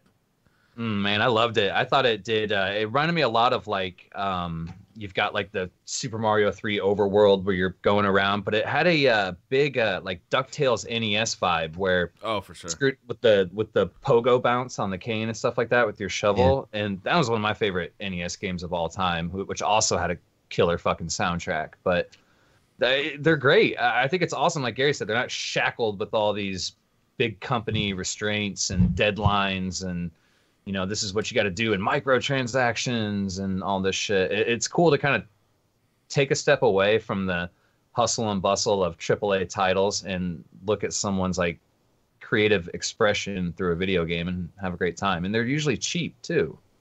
Yeah, they usually are cheaper. For me, I don't look at indies as a bad thing. There are just so many indies that it's hard for me to focus. So usually when an indie that's noteworthy comes around through word of mouth, you hear about it. Those are the ones I look at. Games like Little Nightmare, I spent a lot of time playing this year. That's an indie, and it had a great soundtrack, and it was something different. One of the things about indies that usually I shy away from is not knowing. and knowing that so many indie games come out don't really do it for me as a gamer. So for me, I like to kind of know which party I'm going to versus walk into one and not know what's going on. And so for me, over the years, many indies, I walked into a situation or a video game mechanic or a world that just didn't suit my particular taste.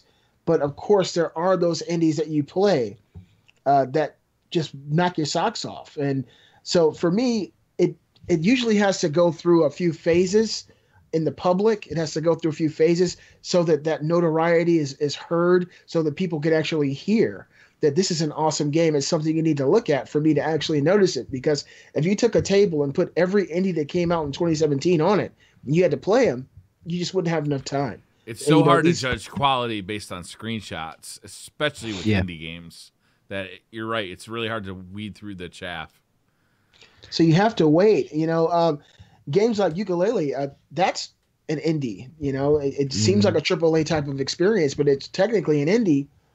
And for me, I don't know. For me, Yuka and Hellblade and Little Nightmares and Child of Light, again, whilst they're indies, I don't know if they're blurring the line between what is an indie and what's a AAA game, because the publishers that are backing them are larger publishers, and the aesthetic of them, the crew that are working on them are slightly different. I'm thinking of things, like Kingdom New Lands or like Undertale that's popped out recently, things that are, almost, very much like, or Stardew Valley, which was a one-man operation at Chucklefish. Like, there's, for me, that's the type of thing that I'm thinking of when I think indie game. And that to me feels like an experience that I can't get. To me, what you mentioned there, Little Nightmares, feels like a cut-down AAA title. It doesn't feel like an indie in its heart. So do you ever sort of pick up the ones that are the core, what miles away from a AAA, or is that just not in your preferred gaming library? Personally, I go for what I know. If I'm going to go buy a game, it has to be something I know about. One of you guys has to have told me about it. I have to have heard, about the reviews on the internet or read somewhere. I don't normally see a game or see a trailer and say, this looks like something I need to play unless I know a little bit about it.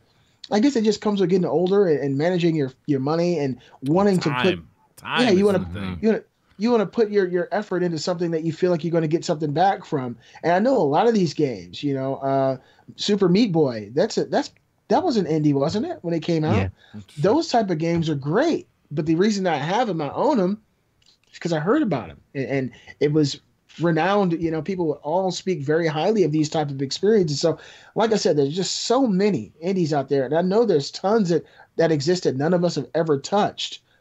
But the promotion is the issue. It needs to be out there for us to hear about it. Well, the ones that are successful, they get that word of mouth buzz, and they're the ones that I end up checking out. Same here. Hellblade is one of those. I would have never looked at that game based on anything and you guys that they told showed me about promotionally. I would have never taken a look at that game until I heard about like the psychological stuff that they were doing and the word of mouth it got. Ori and the Blind Forest is, again, it blurs the line. I think Gary is kind of right about that. But for me, it's always the ones that I gravitate to. They have to have a hook that speaks to me very much, like directly to me. Otherwise, I'll just be like, well, it might be fun for 2 hours. I'll spend $10 on it, $15 on it, and then I'll kind of leave it below. This War of Mine, I thought it was great. I didn't love it like, other people said. I don't know.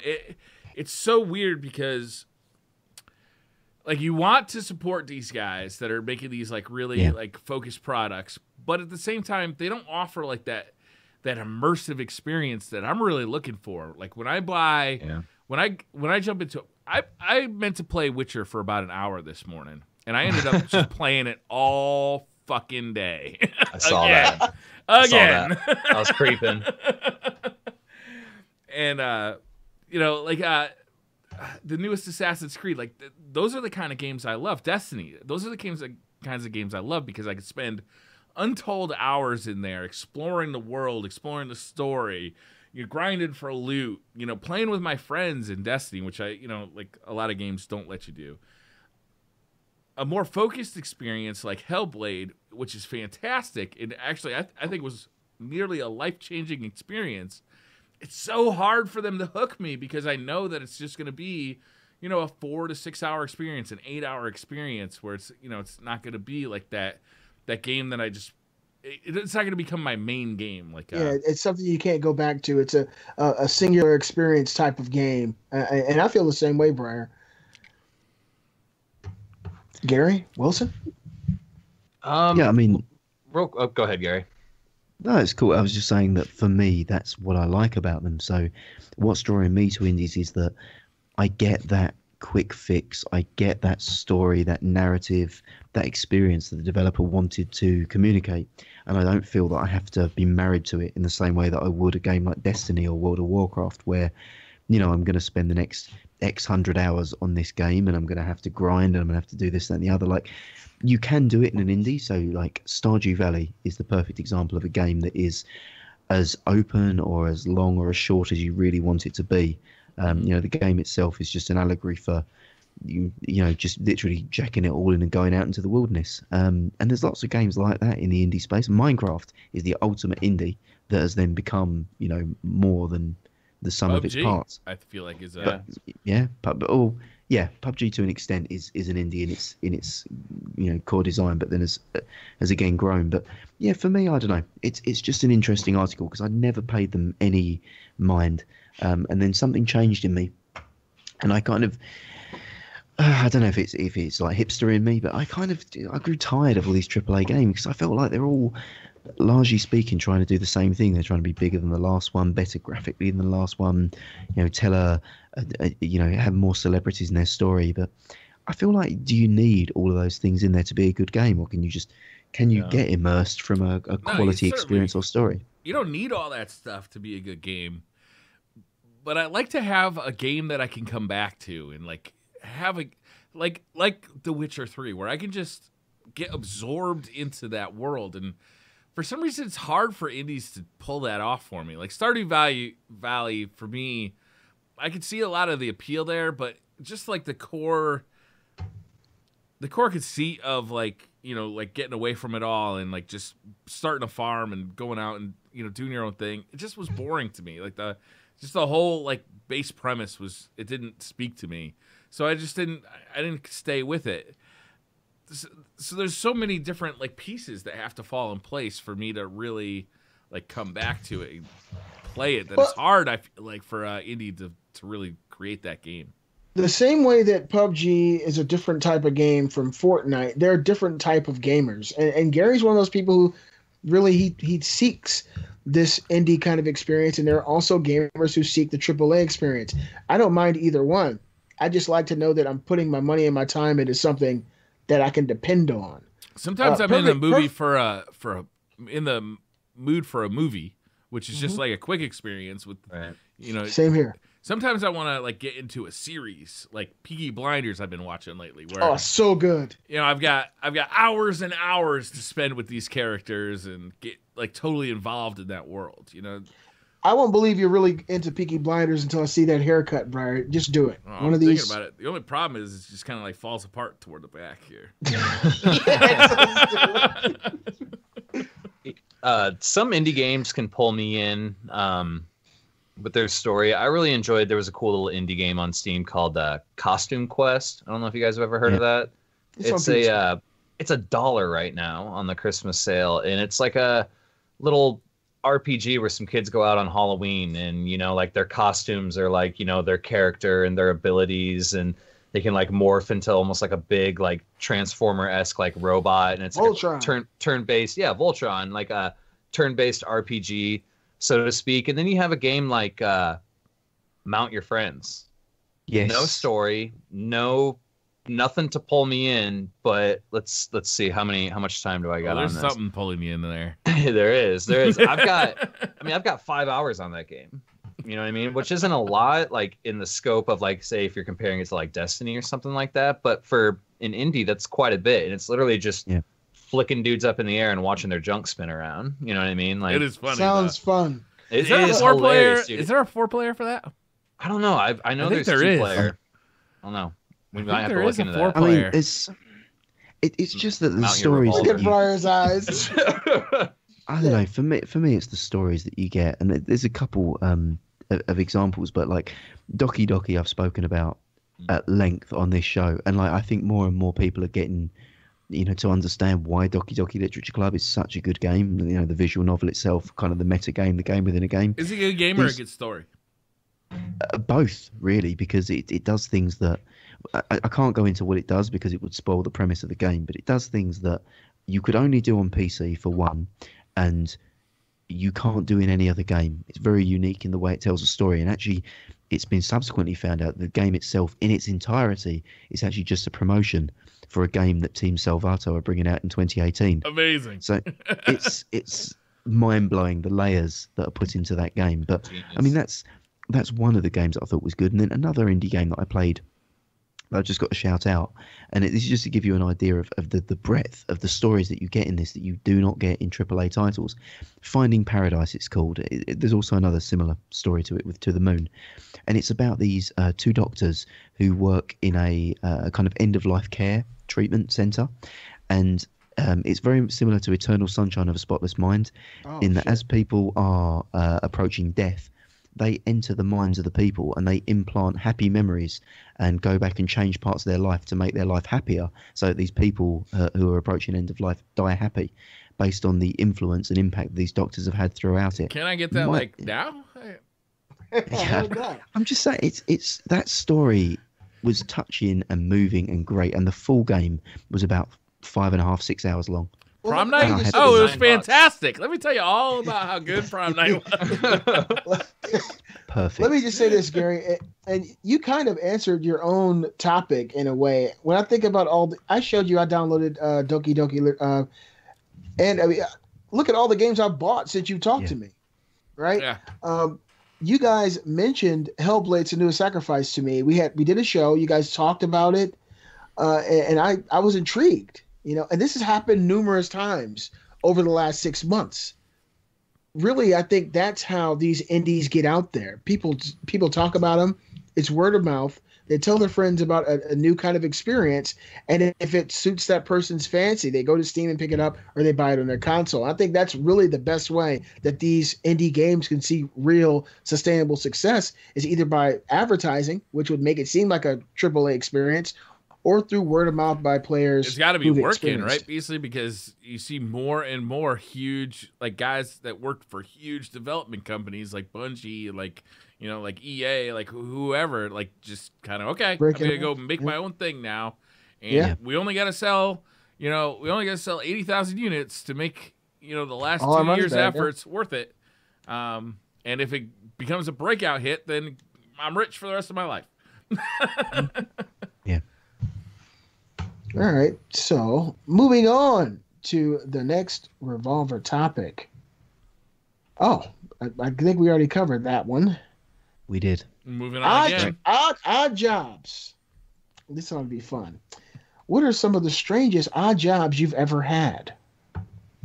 Who'd like to get started? Well, let me just say this, and I talked to you guys pre-show a few weeks ago.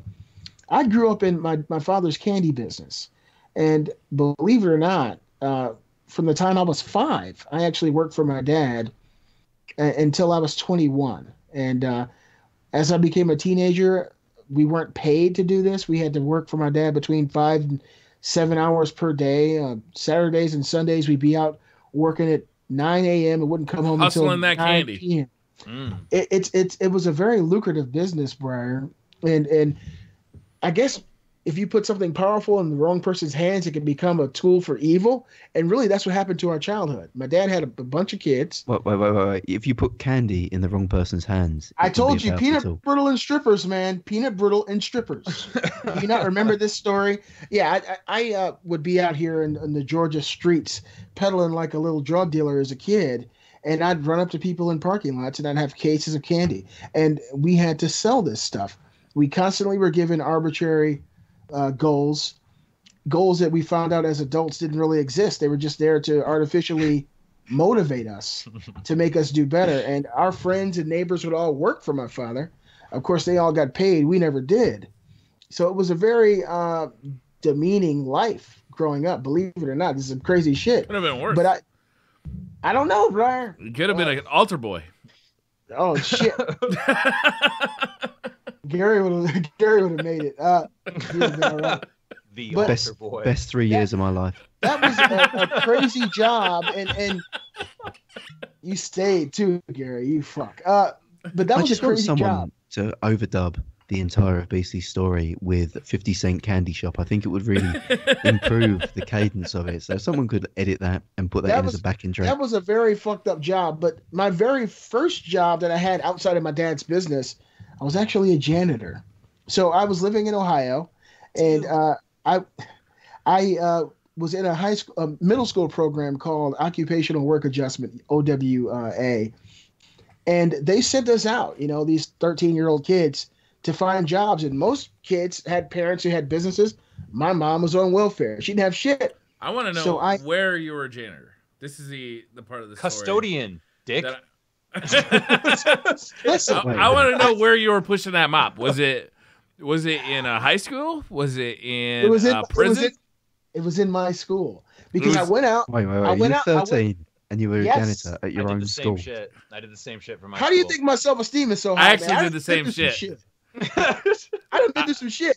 You sweeping down the hallway and you see a bunch of bitches in the classroom say, "Oh, there you go, right there," and just start throwing shit into the hall. You smile at them. You say, "I'm making money, bitch," and keep sweeping. I actually did the same thing. Wilson, I'm surprised like 3 of us on the podcast actually did this. I you worked for kidding? the janitors, but I only worked with them during the summer. They were my summer job, and I would paint classrooms. I would wax floors. I Oh my would god! like all sorts of shit like that. Like so, it wasn't like the Wait, day to wait. day. Sorry. Was your janitor Mr. Miyagi? What the fuck were you doing? Wait, you were waxing I was on, earning- waxing off, and I painting was- Wax on, wax I was off. earning some summer cash, man. Like my superintendent actually called me out of the Wait. blue one day. The whooping crane. I know. At what point in the summer did you learn to do that crane kick? Was it in the first week? Listen, I made my first video game purchase. I bought Donkey Mr. Kong Miyagi, I do not appreciate Gary's tone when addressing Mr. Miyagi in this way. Mr. Miyagi was a very special man, and just because you had troubles with adults in your younger days does Altar not mean boy. that we all had all these poor influences. It's fine. Mr. Miyagi was the best janitor Connecticut's ever seen. It's fine. Correct. Yeah. Hey, look, man. Real talk.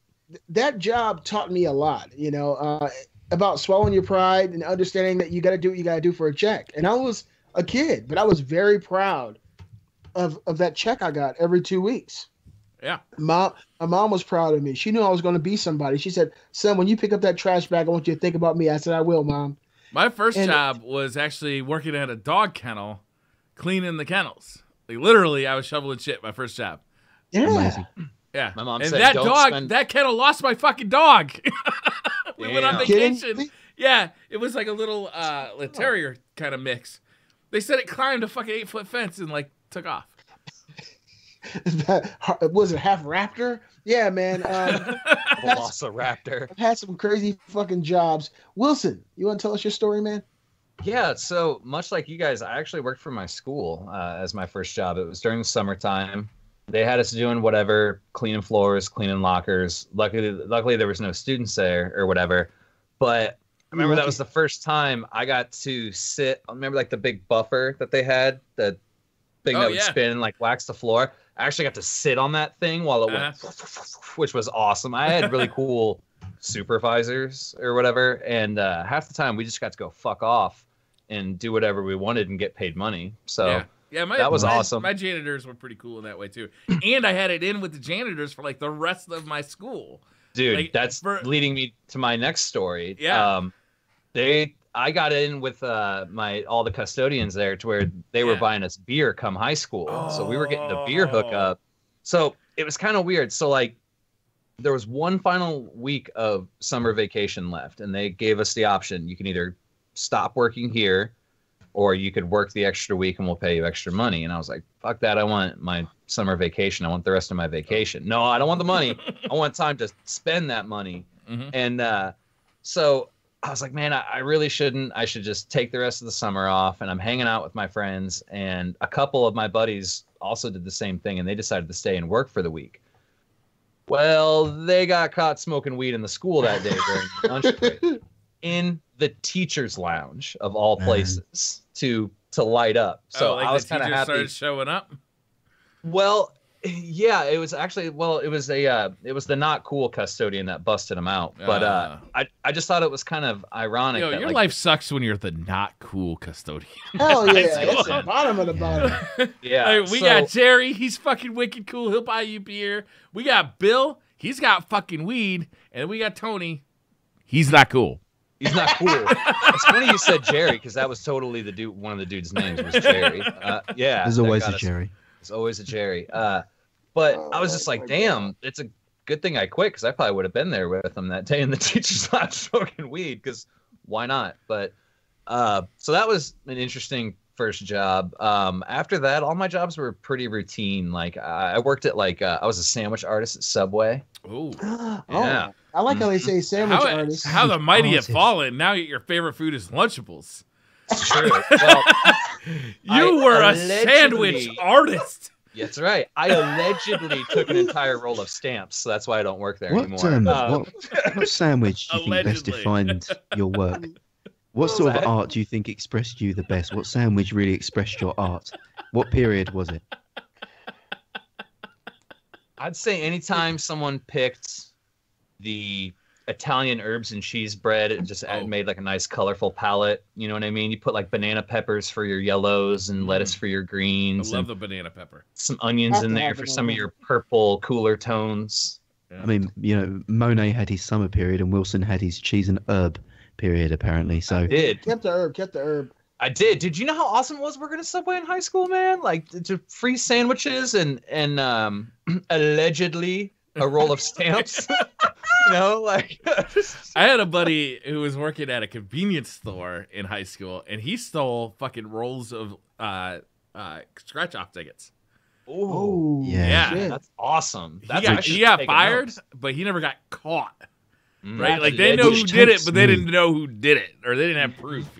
Which takes me into my best odd job, I'd say, or growing up job. I worked in a paper store, a news agents we would call them. You may call them a local store. I don't know what the best word for it is. Where you buy just general candies. Newsstand? Kind of like a newsstand. We in the UK we're far more civilized, so we have them in actual stores. Like a convenience store, let's call it. Yeah, sure. And they've got paper boys, and you come in the morning and you load up and you get given, you've got 4 or 5 blocks and you deliver the papers to these blocks. Now, what I found, paper boy, I don't know how much culturally carries over, so I have to mansplain everything. You are wearing a Super Nintendo shirt, so it does. There we go. So I was a paper boy. But what I found was being a paper boy was like the ultimate cover for just robbing the store blind every morning. Because what they do is they give you a list and say, these are all the streets that you cover. Go out into the store and pick out the papers and sort the papers. But do you know how many candy bars you can fit and how much pornography you can stash in the middle of these papers in your bag? This store, they'd probably... whatever they paid me, I made 4 and 5 times over in illicit pornography, which I'd sell on to my classmates, and candies, which I'd sell during the break times, and undercut the school canteen prices. So I made quite a good living there from just robbing this poor Mr. Yogi Patel's store blind. God damn, Gary. Gentle little Indian man. Not Yogi. Who never Not suspected Yogi. me. Yogi Patel. You gotta do Yogi like that. Sounds like you might have a corrupt bone or two in your body, Gary. And you say you're in banking now, huh? Mm-hmm. Pretty cool story. I will only work places that I can rob people blind. Let's just say that. Or steal their smut. Damn. If you've got pornography or chocolate bars to steal, I will take both. They're getting you in the comments. Yeah, get Gary's ass. Of course he sold porn. You don't expect anything less from Mr. Diaz. Well, Shit. it's difficult. In those days, we didn't have the internet. So getting a dirty magazine was like it was my a mother pretty love. big deal, yeah. And we once found a bag of porn in a park bush that someone had chucked, like a carrier bag full of porn. And that kept us going for at least 6 months. But I was supplying pristine... Used porn. It was like, it's like finding the holy grail right there. It was a nasty tethered cup, but it just meant so much to Gary and his pornographic culture. I kid you not, these were some hairy bush, ridiculous, like 1980s. Hey man, don't hate on the hair, man. Don't hate on the hair. Some of us still like that shit.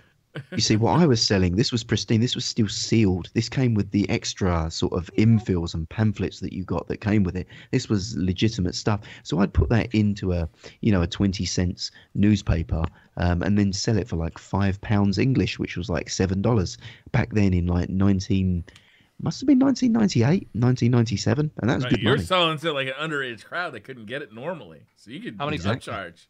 How many pence is that? How many pence? The pence is a legitimate form of currency, and all the English people in the chat will back us up. Stop making shit up, Gary. I don't believe you. And I looked it up on Wikipedia, and there's a lot of your wording in that Wikipedia article. Like you wrote that and then tried to sell us this line of bullshit that is pence. Quit hating on our vice president. Mike, points, man. Pence, get out of here. Pennies. My mother had me working at an early age. When I was 10 years old, I started working at the kennel down the street, shoveling shit. I started working at an office store. I worked at a racket club. I ran the sweeper, and the handle of the sweeper was literally eye level for me. So it was like this machine that it swept up the fuzz of tennis balls that was left on the court. it was literally like eye level. Yeah, and I used to just push that thing, and then so I had jobs, and it was good. My mother, it brought in extra money, but it also kept me. She was a single mother. It kept me out of the house because idle hands were pretty rough for me. ADD, I would just cause shit all the time. So she got me jobs. The best one though was after I turned 16, I got a job as a pizza delivery boy. And it was, to date, including YouTube and Twitch, the best job I've ever had. Because I drove around my hometown delivering hot happiness to people. And basically, anytime I wanted a free pizza, I could just grab one because these pizzas were just flowing off. And if I wanted a custom one, I would just add the ticket in, to the pizzas being made, grab that pizza and deliver it to a friend. I knew a couple friends were hanging out. Great. I'll stop by. I'll be there in an hour. I'll deliver a pizza. We'll have a couple of beers. I'm off on the road again. Oh my God. It was the best job ever. I did pizza delivery as well, and I really loved it, man. I got to, it was a really small little town. Yeah. So he's like, here's your charge in town. Here's your charge if it's certain miles out of town. He's like, if anybody else calls and wants a pizza, you get to, if they're outside of that zone, you get to negotiate. So I could tell someone that lived 25 minutes away, yeah, sure, I'll deliver your pizza, but you got to tip me like $20. Yeah. You know what I mean? And if they wanted the pizza bad enough, they'd do it, and depending on the weather or just how lazy I was feeling for the day. Amazing. So your target audience was stoners who were desperate. Yeah. At that point there, they're just like, yeah, dude, just bring the pizza. The high, the people I like to call as the high, tip well. Yep. The high. They really do. They might not realize how much they're tipping, but they tip well. Yeah, if they're high enough, you can just grab the money right out of their hands. They don't even fucking say a word. Mm-hmm. Yeah, the question is, when you were a pizza delivery boy, how many times did you fuck with people's pizzas who were just complete a-holes to you? Oh. Never once. I never once fucked with somebody's food. Please don't answer that. I wanted to smack the fucking pizza out of this one dude's hand that tipped me 2 cents. I legit was like, I'm already put my 2 weeks into this job, and this guy was like, oh, keep the change. And I was like, you realize it's 2 cents, right? And he's like, yeah, I know exactly how much it is. And I so badly almost reached into this man's home and smacked the pizza right onto his floor.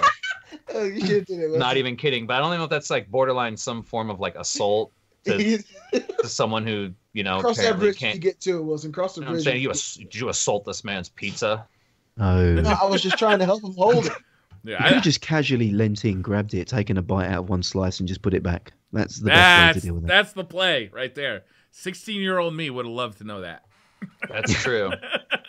Damn, if I could go back in If time, I could go back, right? I'd I have would've fucking taken taken a a piece. big old bite out of that guy's pizza and been like, no, I don't need a tip. You're good. Sorry, I masturbated on it before anyway. So There you go. That's the thing. Did you not put any Caesar dressing on any pizza? I don't believe that for 1 minute. Oh God. I know I do it. It would Put be some like weed Russian. on it. It would be like Listen, Russian guys, roulette as well. I I'd do order it and then pizzas from shuffle time the to time. Don't do pizzas. this to me. like There's a Papa pizza John's right down the guys, fucking street. you don't have anything to worry about from pizza guys. Pizza guys are like the happiest dudes driving around. They're listening to music. They're getting paid to just fucking drive around in their fucking beat ass car, which they're happy to fucking have because they're probably 17 years old. You give them a $5 tip. It's their day is made. Tip your pizza guy, man. Tip your pizza guy, and you'll be the first stop because he goes out there. He leaves that pizza place with 5, 6, 7 pizzas. But if he knows you're a big tipper, he's coming to your house first. You get that pizza hot. You just and open. fresh. It's like I just took the red pill, Briar. Seeing the perspective of a pizza delivery guy, actually hearing it come out of your mouth has completely changed my life. If Okay, Wilson bring me ever a saw 20. that, if Wilson ever saw that guy again, like on his list, that address again, that pizza's getting there cold. I mean, unless you're in the UK, in which case, tip no one, ever, because we don't. You It's don't? great. We don't tip. We have a much more relaxed society. There's no pressure on us. Like a guy can walk to the door with your pizza and you can give him a smile, take that shit out of his hands and close the door, and he won't think anything of it. I bet that job's Genuinely not true. as good. It sounds like a nation of elitists. In high school, It man, does. tips, like you make a lot of money in tips, and you're driving around. Like it was a great job. That was the best. It's an American thing. I felt fleeced. Every restaurant I went to, they're like 24% not included. You're like, what the fuck? That is some cheeky ass shit. When I Like, went to they just- London, I went to London in I don't know, 10 years ago. I was tipping fucking everybody, and everybody was fucking smiling at me for doing it. They're like, Yeah. thank you. Thank you. Would you like another beer? Fuck yeah, man. Here, have another beer.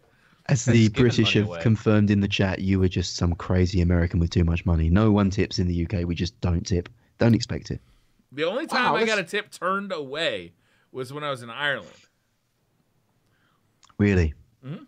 I suppose it's part of the EU, though. Yeah, just Europeans generally don't tip. I mean, it's different. If you're a server at a restaurant, in a nice restaurant, not like your standard restaurant, but a nice restaurant, maybe you'll sling them like 5-10%. But like you guys, the Waffle House want 25%. It's ridiculous. I can't believe it. No, not Can't 25. believe it. That's fucking crazy. No, Waffle House, you better give them 3%. They're trailer trash usually, or Wow. inbred people. All night Listen, with the listen, stereotypes. listen, this So Listen. toxic. This guy, you gotta hear me out. Let me take that back and say it this way. I work with a guy named Jerry. Talk to me about this one anecdotal person that you know who works at Waffle House, and then He has ruined spread it for this me. knowledge across all Oh. the people who've ever worked at a Waffle House. Listen, just let me tell you the story. Jerry goes in the bathroom at work and takes hearty shits and doesn't wash his hands. And he'll come in there and he'll be scratching his butt walking around. This is our shipping director. And he brags about working at Waffle House. So I don't know anyone else who works at Waffle House. So whenever I hear people talk You're about right. Waffle House, I You're think right. about Jerry. I am now Jerry. Your Jerry story has convinced me that all people who work at Waffle House or eat waffles are probably miserable human beings. I love waffles. Look, I Fuck went to you, the Waffle Jerry, House. and fuck you, waffles. Jerry's a piece of shit. I went to the Son of a Waffle House bastard. in August and I spent $2 and I got unlimited coffee and a waffle. I can't believe that. That's the value proposition is crazy. Unlimited. I could have sat there the rest of my days until I died on this earth for that $2 investment and drunk coffee forever. Infinity. Unlimited coffee But and a no waffle one's for ever done it, $2. Jerry, for a reason. No one's ever- I was impressed. I want to see you go for the Guinness Book of World Records and see I was how the much coffee. coffee? That's what I want to know. I was the coffee. How was the coffee? Surprisingly good. Yeah. I was impressed. Yeah. Waffle Fucking House. Jerry was having a good day that day.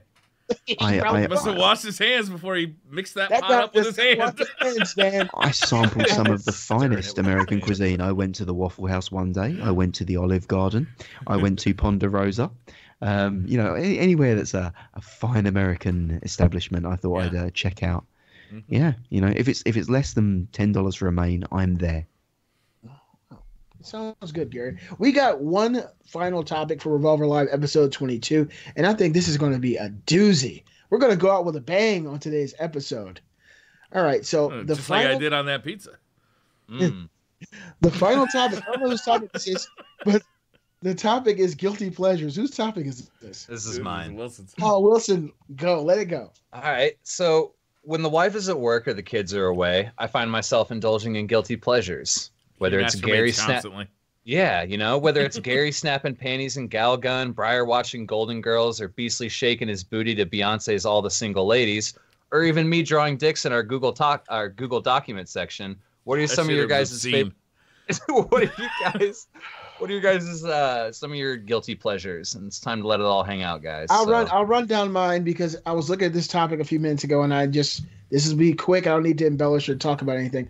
Natural Life is a YouTube channel that I watch, and it has a girl from Cambodia cooking their native foods in the middle of a field. And so she'll start a fire, she'll put some coals in it. That could have gone anywhere with the way you started that sentence. It's called Natural Life. It's on YouTube. It's called Natural Life. It's this girl in Cambodia, and can we get before the story continues on, can we get the age of the Cambodian girl, please? Just so that I know. She's a YouTuber. She doesn't say sugar. She says sugar. And Kate and I really love that. Anyway, I also love watching rabid animals on YouTube.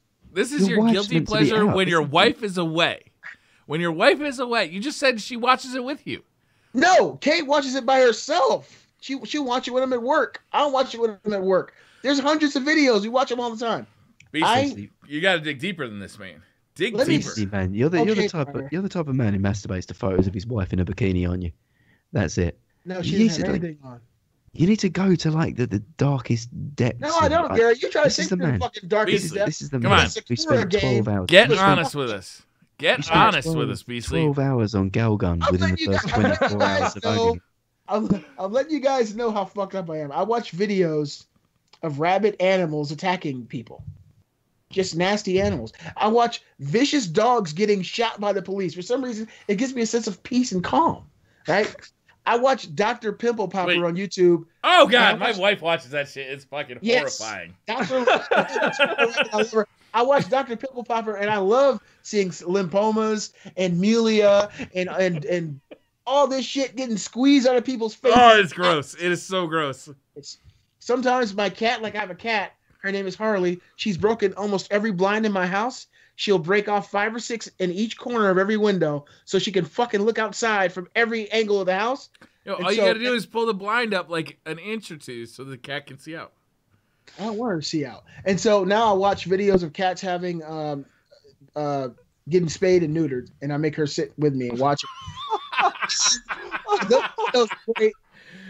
Oh man, Beastly, you are a fucking sick individual. Last thing that I watch, my true guilty pleasure, is watching The Office, Steve Carell, and I watch that show over and over and over again until the day I die. I think it's the greatest show ever, and that's it. It's me, and that's me balled up in a nutshell. And you guys can unpack that however you like.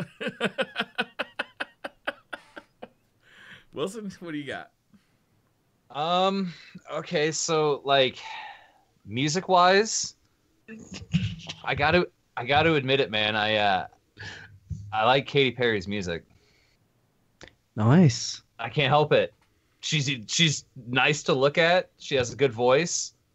Wait. Do you like her music or do you like her music videos? Both. I really like the videos, though. To be honest, if I had to pick one, if I could only watch the video or hear the music, I'd probably watch the video. Watch the video. Yeah. Okay. 100%. TV shows. I like Katy Perry. I'm with you. Fireworks are tuned. Dude, Fireworks is jam, dude. TV shows. Me and Sam, we watch Survivor. You guys familiar with that at all? Yeah. Hey man, you guys got to jump on him. He said him and Sam. Y'all just fucked me all up when I said Kate likes to watch the Cambodian girl cook. Yeah, we definitely want you to dive bad deeper in. Dive deeper. What do you do when Sam's not around? What do you If Sam caught you, if Sam walked in the room and you were doing this, this is the thing you're embarrassed about. That's what I want to hear right now. The thing that I'm embarrassed about. Like, you want to hide this from Sam, the person you love most in this world. You feel like she would love you less if she knew about this. Okay, hold on. I got to look at my YouTube history.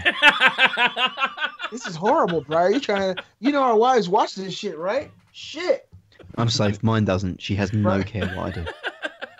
Let me see what I got here in my YouTube history. Shit. Chat says, I thought I liked Wilson until now.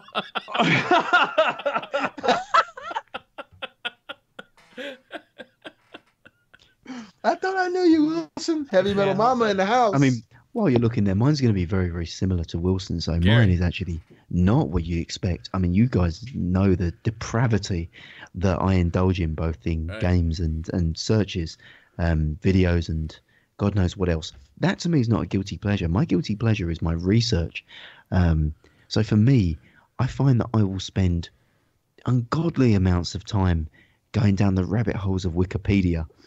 So for me, I will start just wanting to know, I might see an actor on TV or in a commercial, and I wonder what they look like in 2017. So obviously I'll Google that. Then I'll see that, and they'll say actors similar to that, and I'll think, I haven't seen that actor in a while, so I'll click that. Then I'll see what movies they're in, and I'll look through movies, and then I'll see someone else, and I'll kind of go down that long and winding rabbit hole. We've been witness to this, and it's actually fascinating to watch. But you find this to be a guilty pleasure, Gary? I do, because I'm meant to spend like time either working at home or doing housework or generally being productive. And I find that, somewhere in the region of 8 to 10 hours of the day will pass.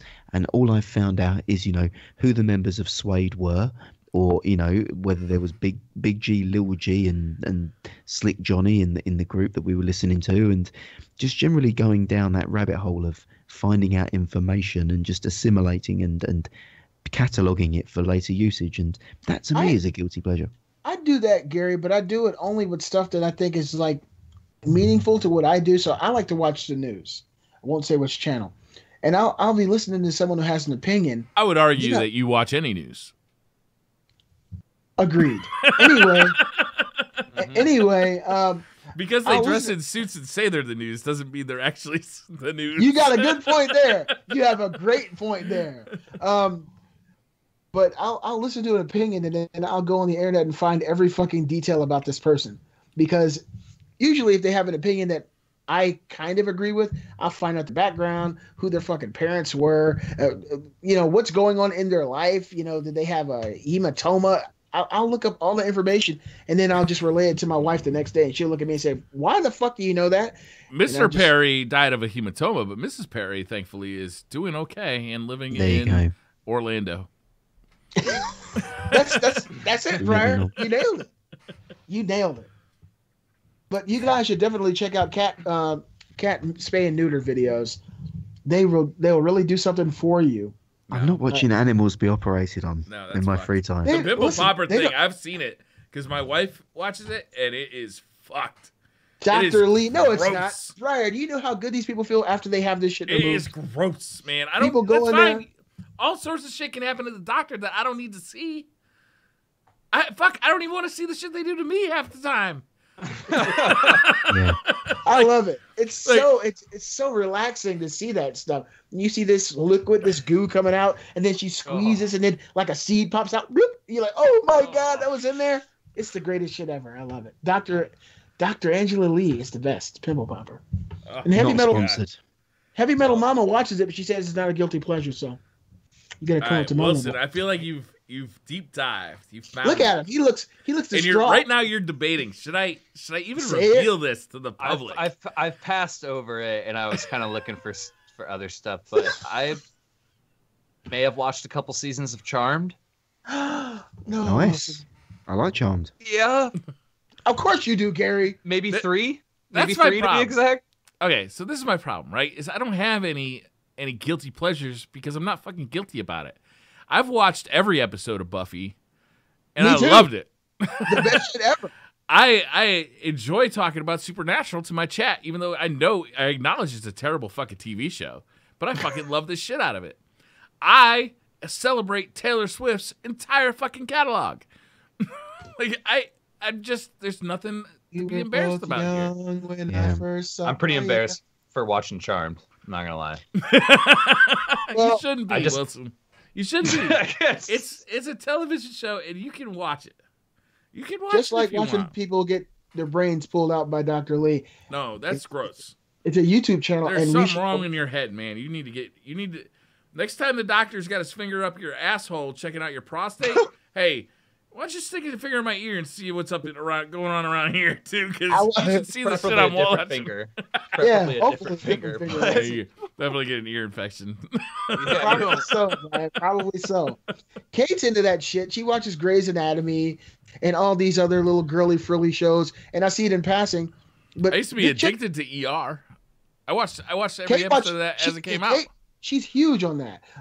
But thank God for her. As I get ready for bed, because she knows I go to sleep before her, I'll come in the room. The Xbox will just be on the menu. She'll be breastfeeding the baby, and she'll be asleep.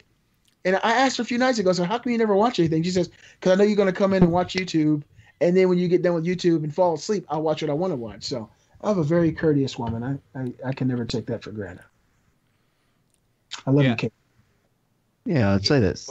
What about music? You guys got any guilty pleasure music? Utada, I got a tattoo on my arm of Utada Hikaru, one of the biggest Japanese singers of all time. She actually sang Simple and Clean, or Hikari in Japanese, for the Kingdom Hearts series. One of the best singers of our time. We started listening to Wham on the ride home from my mother's house on Christmas Eve, and I was digging Nice. that. I'm not embarrassed about it though. It's not. I don't feel That's the guilty thing. about it. It's fucking Wham. That's I fucking have awesome. such an eclectic George Michael is the musical man. taste that I don't consider like what I like in music to be a genre. For me, like I listen to pretty much everything and anything there. So, like you say, if Wham comes on, if the Moana soundtrack's playing, I'm fucking jamming. Like the Moana soundtrack's some hot shit. Like I'll listen to anything, Disney stuff, kids stuff, because I've got a son. I'll listen to then rap and British grime, listen to rock, listen to anything else. I don't think music's Not something that. listening to it, but like if you pull up at a stoplight, Yeah, that's exactly what I was and about to it's say. the middle of summer and your windows are down. Sing us a Okay. song, you're the piano man. Yeah. You can't listen to that shit in the hood, okay? I Look, fucking you can. scream that out from an open top Jeep. let me tell you, it doesn't work when you're my color. I've tried. Okay, look. I'm singing Yellow Brick Road by Elton John in the Yeah. middle of the hood. I might get shot. So what do I Okay, do? all right. Well, I- personal danger is not the same as feeling embarrassed. Or It feeling makes you guilty. feel it. Yeah, it does make you feel guilty. I I think you have- won't. I think that's actually a bit of a decoy there. I think they'll think you're an undercover fuzz there, just in to scope out the area. They think this guy wouldn't be that This stupid. dude's to sit definitely a there narc, belting. man. He's listening to Yeah. fucking Elton John. I'll This get dude shot is. for this. I think he's Catching wearing the wrong blackface. I gotta Yep. switch over to Marvin Gaye quick. Shit. No, it's like I said, it's really weird for me, right? Because I listen to everything.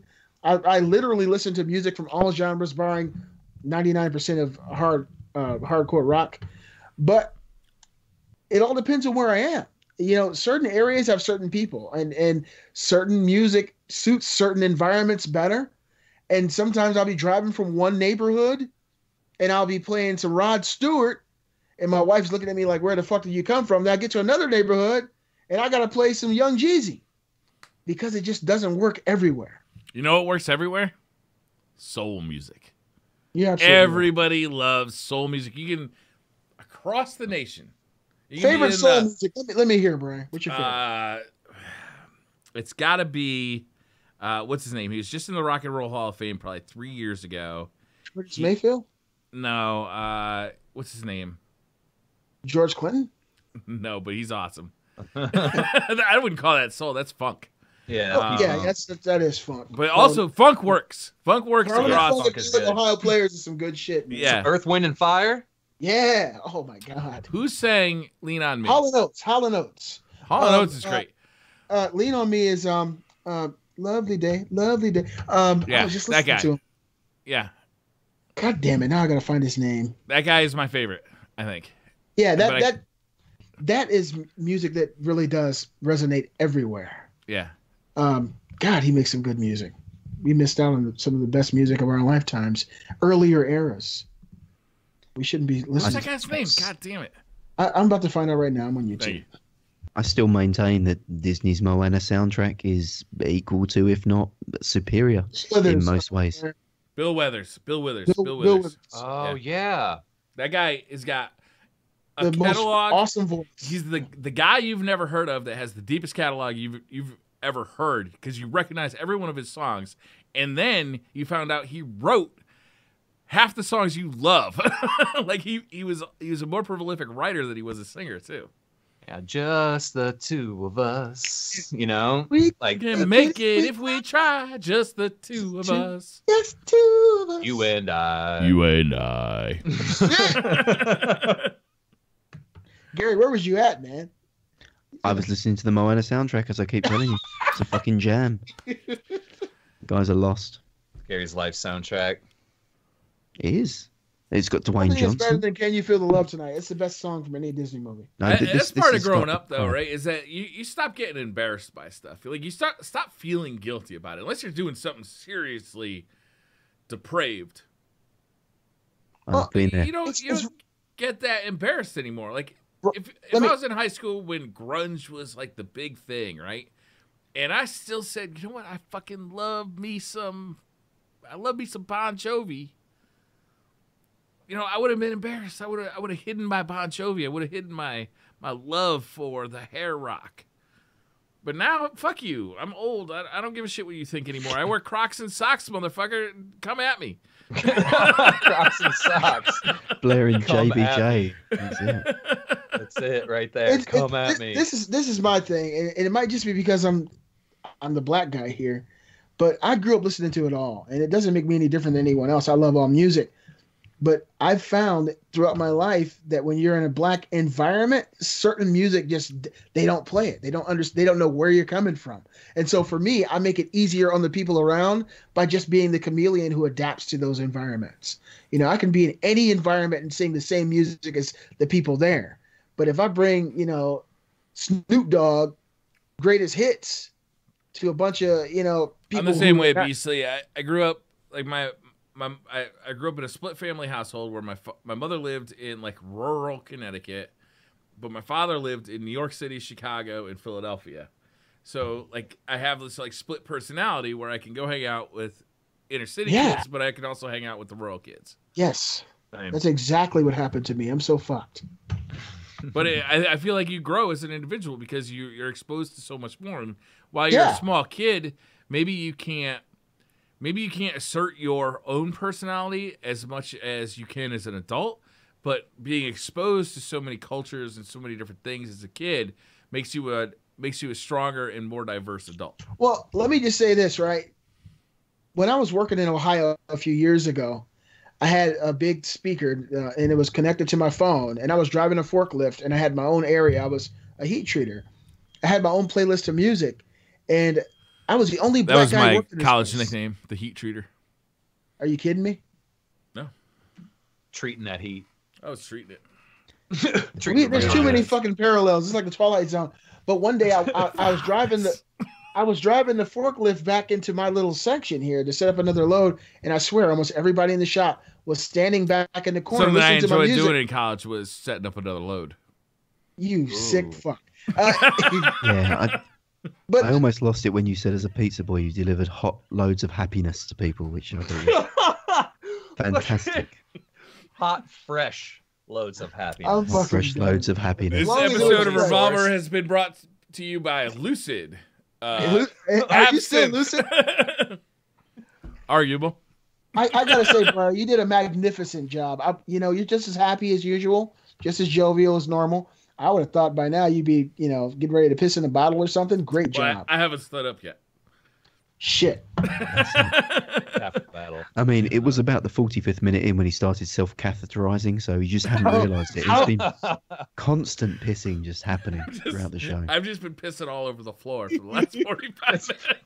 To this new stream setup video, this is my catheter, so I don't have to get up and take a piss during my podcast. Please have a catheter on your stream setup video. That would My be left amazing. nut for a young man's bladder.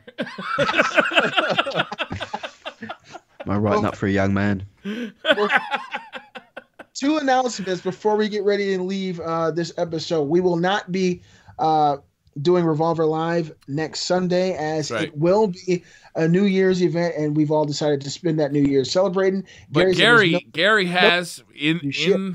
in lieu of a new episode of Revolver, Gary has promised to live stream his entire New Year's Eve party, which we're really looking forward to. Oh God, I'm in. I believe the words "white girl." I'm gonna get white girl wasted. Yes, white girl wasted. I heard Yes. Those were said. It's just going to be me tearfully masturbating to Overwatch videos. That's all it's going to be. Just 8 hours of just shame wanking. Shame to fucking wanking. Tracer. I guess. Tears that is- falling onto an erect penis. It's just a sad sign. Why'd you have to be gay, Tracer? I loved you so much. I could have given you the world. Yep. Exactly. Could have had it all. We're not done here, Gary. You still gotta let us know what Revolver is playing for Revolver Plays. I've got an idea. I need to again. I need corroboration with my guests or my guests, my co-host guests. Sorry, yeah, guests in the chat. Guess on the Gary show now. You've been great guests. No, my co-host. It's there is going to be a cost to purchasing it, so just need to see if we can all do it. But I was looking at a little title that's in the Steam sale for $6, and it's called Overcooked. It's a fantastic title. Yes. I heard a lot about this game. $6. Right. Yes. Done deal. Yeah. Yes, I think it's about $6, give or take. You don't need the DLCs to do what we're going to do. It's a game that requires coordination.